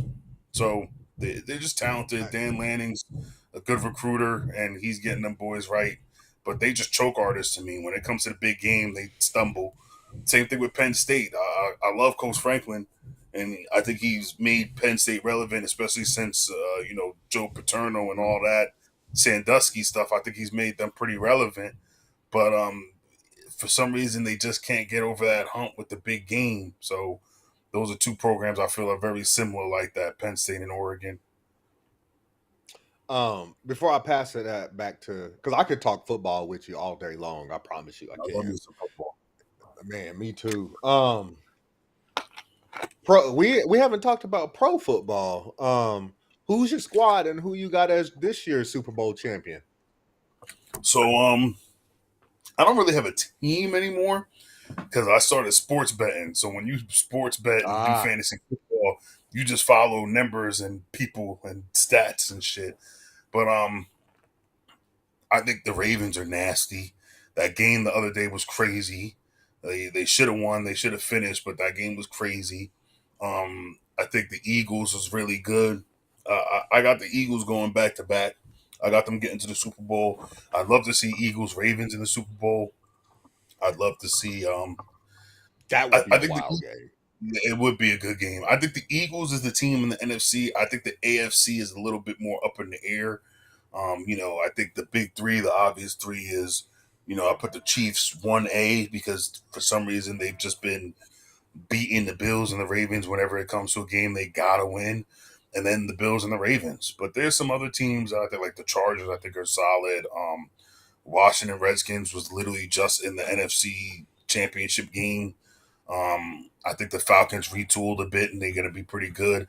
Even though the Cowboys just made their trade, I still think the Cowboys is a solid squad. I'm not even a fan of the Cowboys. I think they're a solid squad. The Packers on the other side of that trade, I'm a big fan of Jordan Love, and I hear that dude Matt Golden, that receiver is nasty. And Micah Parsons and Gray side by side is solid. I'm trying to think who else. Yeah, the 49ers might be able to do a little something, something. I don't think CMC is where he used to be, but again, I think that's a good coaching staff, a good team. They got good talent at every position, so I think it's going to be interesting for sure. It's definitely gonna be a good season, and I'm here for it. Go ahead, Bars. Yeah, being an avid Cowboys fan can sometimes be kind of rough on a brother. Like Yeah, that's majority, where you yeah, are. Terry be tripping. That shit be funny, but he be tripping. yo, Doesn't he though? Did you watch that documentary on Netflix yet? yeah, Nah, You need to watch it. I'll check it out. I got free time. I'll check it out. yeah. Man, like it could be tough being a Cowboys fan. In my family, especially on my father's side of the family, they're all Eagles fans. So whenever we have family gatherings, right, I'm the odd man out because everybody's coming at my helmet like, yeah, yeah, yo, how you gonna have all this family in Philly and you a Cowboys fan? What's up with that? And I'm like, you know what I'm saying? And honestly speaking, like I never grew up being an Eagles fan. I always liked what the Eagles did over the course of time, but I've always been a Cowboys fan. I grew up watching Emmitt Smith. I grew up Mhm. watching Troy Aikman. I grew up like they're basically Bro, when you they grew up had watching Roger Staubach. like I So, grew. Oh man, Michael Irvin and shit. yeah, I got Emmitt Smith's rookie card. You know what I'm saying? So it's like yeah, I've been a Cowboys fan since I was a kid, so it's like it's kind of rough at times. Like this guy, man, this guy, stop throwing shade, yeah, yo. But I got I have a few more wrestling questions. Then I'm gonna pass it back because I know we're winding down. Uh, how did the Japanese wrestling fans respond to your character and your in-ring work style? They love it. They love it. I mean, the Americans fans did too. I don't think my in-ring work and my skill was the problem. I think it was the people I decided to interact with out of the ring that was the problem. Hmm. So, I don't think there's a lack of talent. I think the WWE knows that. I think Japan knows that. I think anyone who's watches wrestling and is a fan knows that. So yeah, they love it. I have the time of my life out here. That's what's up. That is what's up. I definitely believe that that with time, I believe that you probably gonna end up, what I'm saying, in a major promotion, you know what I'm saying? And you probably gonna be working both. Because what Well, I've it seen, ain't gonna be here in the States because he said he don't see himself coming back. So he's you in don't New know Japan. you don't Who New know knows what the Japan. future who don't know you don't know holds? what the future holds. Like the only reason why I'm saying that is because we've already spoke about it, earlier. Like I've seen guys still work their New Japan or their All Japans or whatever promotions out there and still come back and work a major promotion. So we can't say it's not possible. You know what I'm saying? Like, like for me especially, I could definitely see him doing that only because I've seen others do it and they flourished at it. You know what I'm saying? Like we already spoken into existence like him and Yaya, come on, bro. That's money. That's money right there. You know what I'm saying? I got to tap in with them. I gotta go check that out and see Yeah, that up. Watch a yeah, little bit of it. I watched the show. You said it's on YouTube, so I watched a show they recently had. yeah. We And you're talking about major promotion, and you know what the good thing is about an AEW is like you can wrestle with AEW and wrestle in Japan. Like Still do job. Khan, he's in Ashe. He's the African diaspora champion right now. So Khan goes from AEW to Ashe. You know, you got plenty of guys that go from AEW to Mexico, then to Japan, then back to AEW. So, I mean, it's there. It's definitely there. There's people need to understand that there's more wrestling outside of the E. There's more wrestling outside of the E. And they're starting to break through that. Everything used to be so niche. Like if you're with this promotion, you're just with this promotion. Now they're allowing you to, like you said, work with other places. I see people who work TNA do shows and AEW do shows and all over. So I think it's cool. I think it's I think wrestling's hot. I think this is the best wrestling's been basically since the Attitude Era. And I think it's only going to get better as things grow and as it expands to places that didn't have the opportunity to see wrestling now. So I think it's going to be great. Yeah, I definitely think so too. I definitely think wrestling is at a place right now where it's only going to expand. As over the course of time, it's only going to expand more and more. I mean, for God's sakes, we got wrestlers are getting sneaker deals now. You know what I'm saying?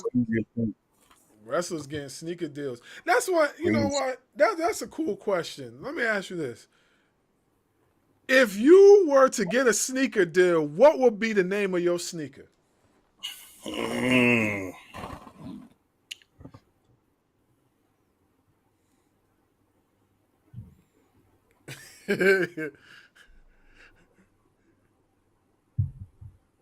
So, off the top of my head, I had an idea, but it might be kind of fucked to say, but because I'm thinking it's gonna be more than one, right? Like, Yeah. So what I was thinking off the top of my head, and this might have to be cut, but the OJ ones, my middle. And it's tough. Hey, when can we get past that and build a new OJ, right? Because it's Odyssey Jones, OJ. My first name is Amari. My middle name is Jahi, OJ. So the OJ ones was the first one that popped in mind, and that might be a little too controversial. So a little, maybe to switch things up. Maybe it might be the OG. Maybe it's the OG ones. You know what I'm saying?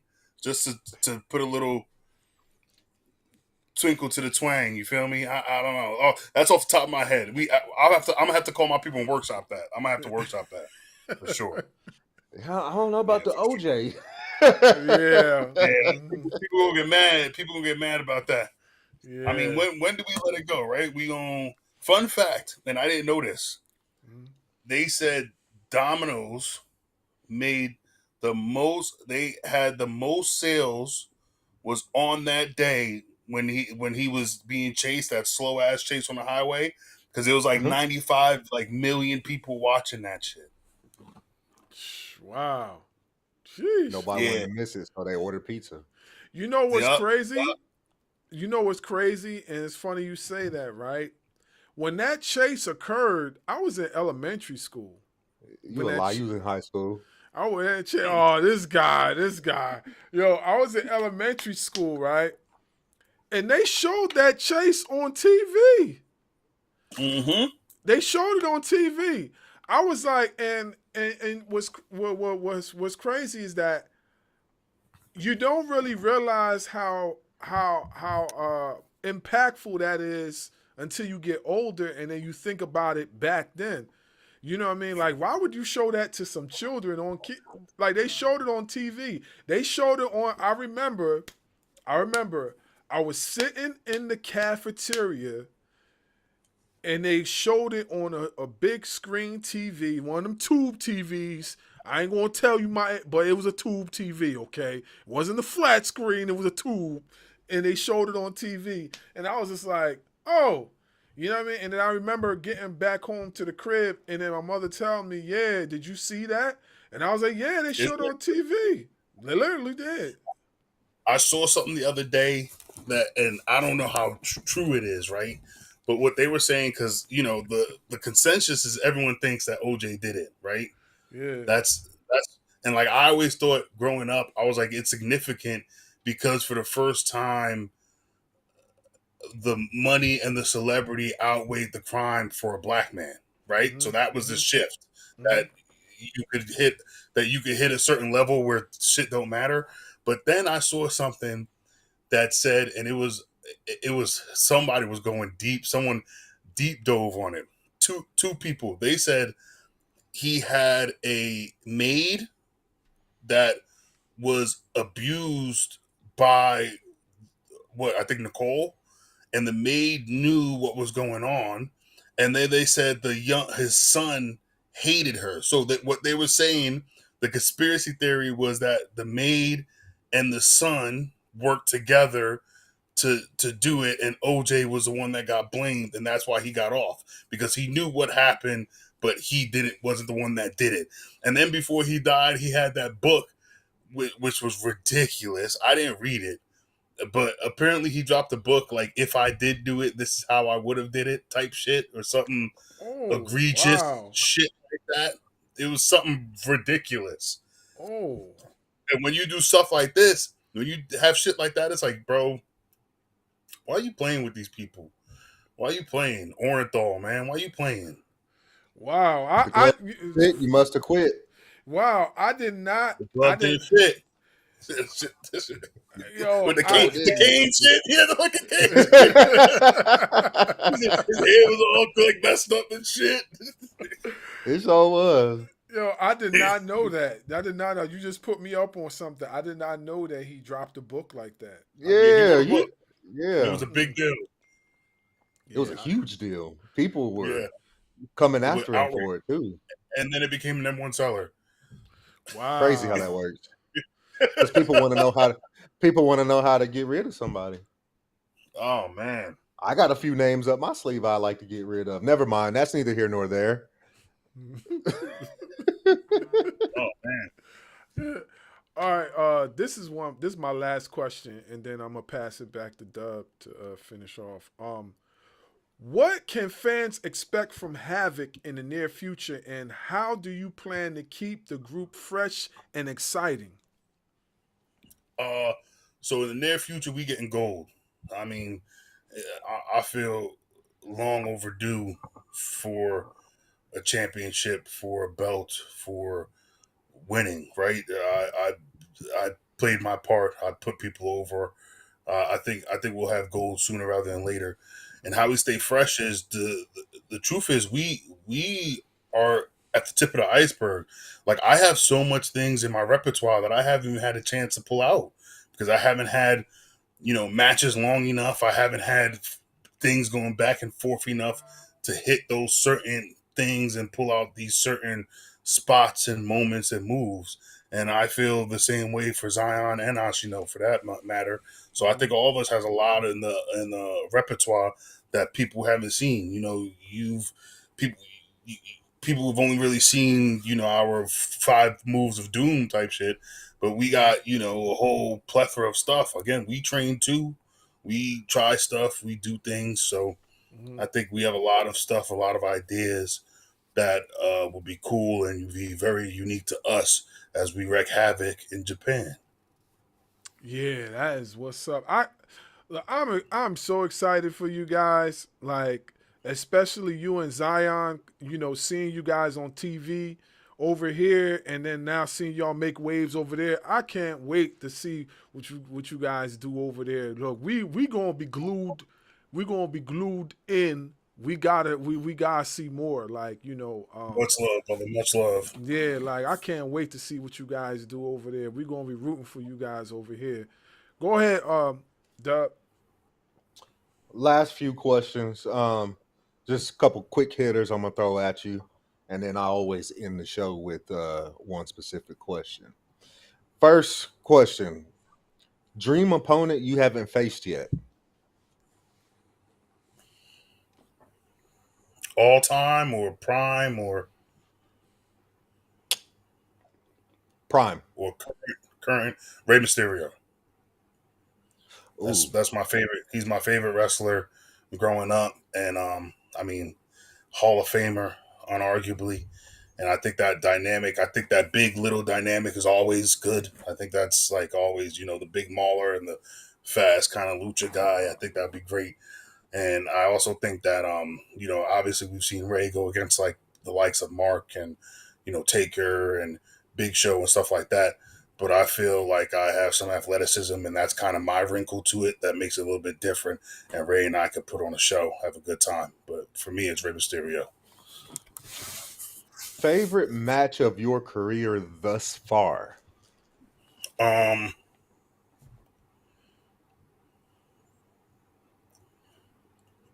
enjoyed my match with Hideki.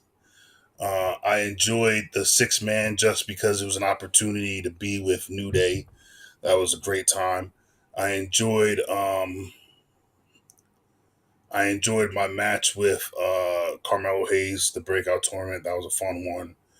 I have a random match with Stax Lorenzo. That was a fun match as well. That's not a name I Yeah. was expecting to hear. Yeah, it was. I thought it was a good match. I thought we structured it good, and I thought we kind of pulled the rug under people.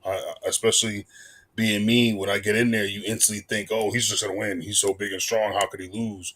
And then to think of a way to creatively lose that makes logical sense is kind of fun. It's kind of like an art form, so to speak. Not saying like I always plan on losing, but you can't win them all, unfortunately. So I think there's certain ways to build and structure things that really gets people tuned in, and then gets people kind of hitting with the whoop-de-whoop, Favorite city to wrestle in?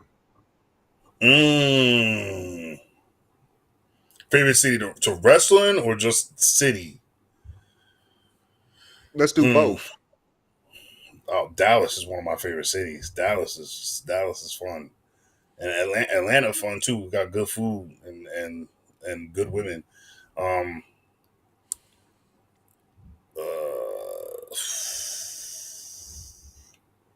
remember doing a show in North Carolina where the crowd was really good. The crowd So was that's really where good. Ashe is located, just so you know. That's where Ashe is located. They're based out of North Carolina. Is it? Oh, see, look at that, North Carolina. That's my answer. I'm locking it in. Charlotte, North Carolina. Yep. That's where they're at, Charlotte? To be honest, anywhere in North Carolina has been a fun time for me. Yeah, all their shows are based out of Charlotte, North Carolina. They did do one in Vegas during WrestleMania week too, but they are Really? based Oh, out of wow. Charlotte. Damn, I should have went. Y'all gonna go to Vegas this year for Mania? I would like to, but my wife wants to go on a cruise, so I'll have to pick which one to go to. I mean, realistically, you can go on a cruise like whenever. Mania is only 1 week. You're not convincing me. Not to be that guy, but you gotta convince her. She gone. She went to work, but that's who needs to convince.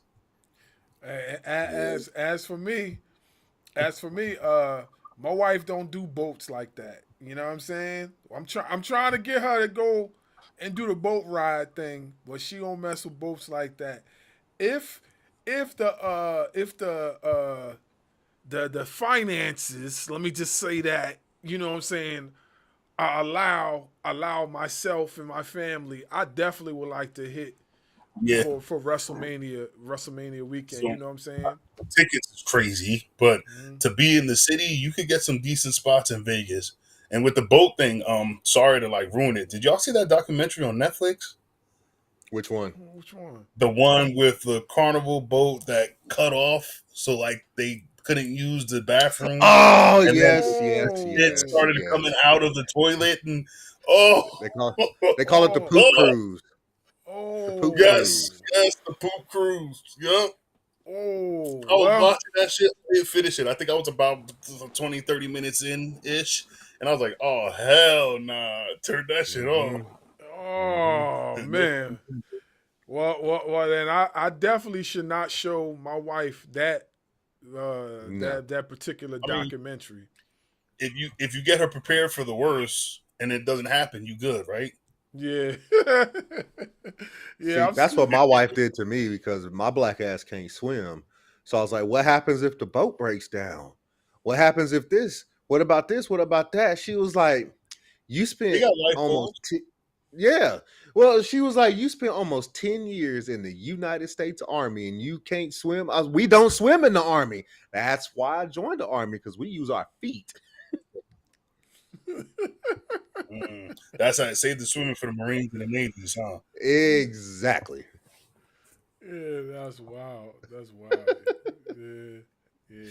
If you could give some advice to somebody that's just now breaking into the industry, what would that advice be?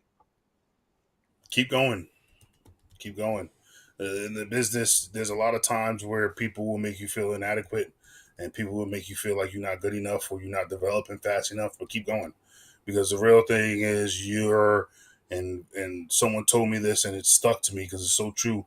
You're always closer than you realize. You're always that one good day away from being, the top of the mountain, and transversely, you that one bad day from being falling off the mountain. But at the end of the day, keep going, right? You ain't God ain't put you here to be with a heart full of fear. You walk in faith and keep it pushing. Walk by faith, not by sight. Yep. Basically, amen to that. Amen to that. Well, that's the end of the quick hitters. Bars, you got anything else before I hit up this last question? First and foremost, I would just like, on behalf of Ring Ropes and Turnbuckles, we appreciate you, good brother, for taking time out your busy schedule to, just talk to the fans, speak to us, you know what I mean, enlightenment and everything like that. You know what I mean? We are gratefully appreciative. Like, my son is going to see this, and I'll be like, remember the guy I told you we watched on TV last? Watch. And then he gonna be like, "Oh snap, that." So you just made me look real super cool. You know what I mean? Love Because it. my kids watch wrestling with me faithfully, even when they don't want to. They still watch it with me So just for the and simple love. fact. Just for the simple fact they know that I talk to wrestlers on a regular. You know what I mean?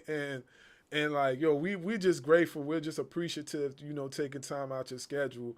And we hope that this won't be the last time you grace your presence on our show, because like we definitely like are locked in, with what you're doing.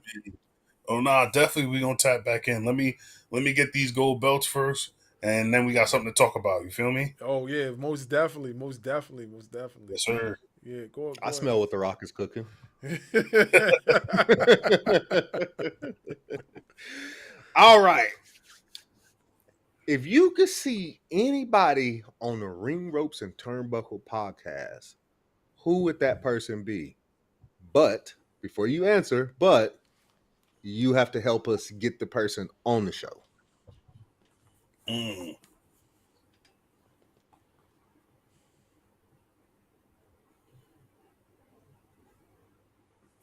Off the top of my head, Sydney Akeem, Sydney the Air Akeem. He's got a really cool story. Growing up in St. Louis and everything he went through, going to Cirque du Soleil, being with the main roster, being WWE and the 24/7 championship and the traveling and what he's been doing after.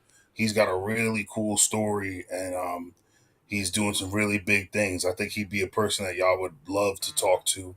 And I think he'd be a good one that a lot of people would tap in and hear because that brother's been through a lot and he's doing some big things. So that I think that's a cool one for y'all for sure. It's funny you say that, is because like he doing big things in GCW. He doing Oh big yeah, things in GCW. I everywhere didn't he does big things. yeah, I didn't like the whole name change when they did it when they did the whole scripts thing. I didn't like that at all. I definitely thought it was a downgrade, you know what I mean, to who he is as an athlete. But, like we spoke about this earlier, you know what I mean? The entertainment factor and so forth and so on. So I get it, but I definitely gotta say I didn't like it. But I what he's doing understand. what he's doing right now, Yeah, I he could do some cool shit, man. In ring, that brother is a freak athlete. He could do some things that not see anyone else ever do. So I think he'd be a cool one to get on here, and I think you guys would have a good conversation, and I think he has a good story to tell. I think it'd be cool. So, do you have any contact information you can share with us offline? Not a phone number, just some way where I can reach out, because I do all the emailing. So you've been talking to me the entire time before we got on the show. And So sorry, I'm a little slow with the email sometimes. So man, like I said, but in the beginning, I understand you busy. Plus, your time difference is way off than ours. So it messes me up. Yeah, bad. I can get an email for you. It's I'm not sure how much I'm sure he uses email. So yeah, I can get an email, send it your way, and I can shoot him a text and be like, hey, just did a cool pod. I think you'd be a great person for them to talk to, just because your story is so awesome, and then y'all could talk about what y'all got to talk about and getting it situated and timing and everything. I'm with that. I am with that. Yes, sir. Once again, on behalf of myself and my brother from another mother next to me, we really appreciate you coming on here, telling us a little bit about yourself and what you've been through within this business, and talking to us about your football life, just everything, man. You don't know how much this means to us. I was telling my wife earlier, I was like, I thought the Elijah Burke interview was big, but I think this is bigger. So I really appreciate you. Bigger than the Pope? Bigger than the Pope. Whew. Okay. I like that. That's just my personal opinion. I like the Elijah Burke interview was freaking amazing. But I'm gonna check it out. He's a cool dude. You can check it out on it's on our YouTube page. I don't believe, is it on your YouTube page, Bars? Yeah, it's on our YouTube page, and then you can also find it on Spotify, Apple Music Podcasts, or Apple Podcasts, Amazon Podcasts, and iHeartRadio podcast. So whichever one you like to use, you'll find the Elijah Burke interview on there. Yeah, perfect. Elijah Burke, like you said, he's a very insightful mind. There's a lot of we could have talked. The interview is pretty dope, just like this one. But we could have went for about.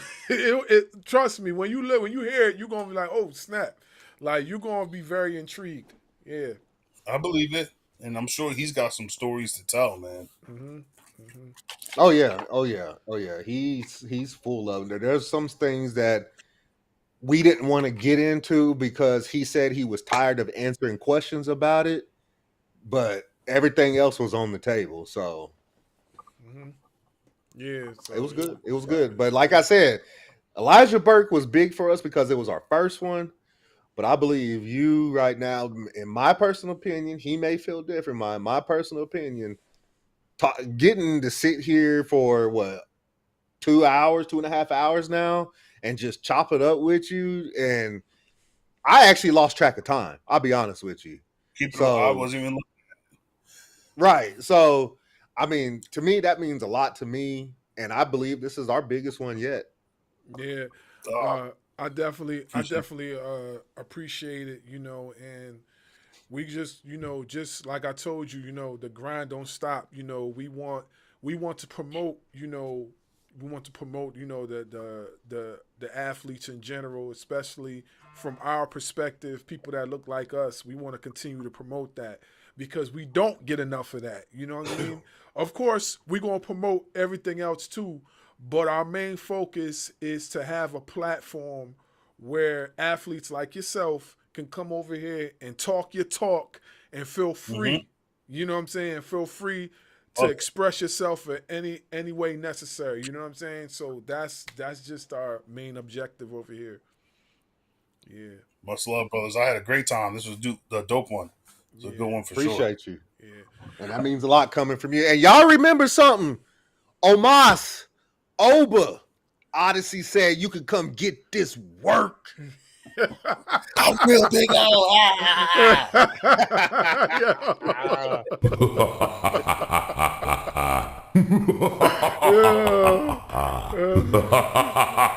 Shots fired. Shots fired. Boo, boo, boo, boo, boo, boo. West Side Gun style. Yeah. West Side Gun style. Boo, boo, boo, boo, boo, boo. Hey, yo. All right. So, yeah. All right. So, without being said, we appreciate you, brother. This is Ring Ropes and Turnbuckle Podcast with our special guest, Oddyssey, where, once again, it's the insightful S. Scott Bars Wrestling Media and the dynamic Darkwing Dub. We'll be back with another one. See you guys Friday. We in there with Travis Tuesday. 3000. Oh, well, yeah, Tuesday, my bad. Josh C. My bad. Tuesday, frontman Josh C. Ashe wrestler, Odyssey. Frontman Oh, Josh dope, C. dope. He's trained by Seth Rollins and he wrestles in Ashe. Oh shit! Okay, dope. That's dope. Yeah, and then Friday we'll see everybody again with Travis 3000. So you guys stay locked in. Once again, we out of here. We are out. Sayonara.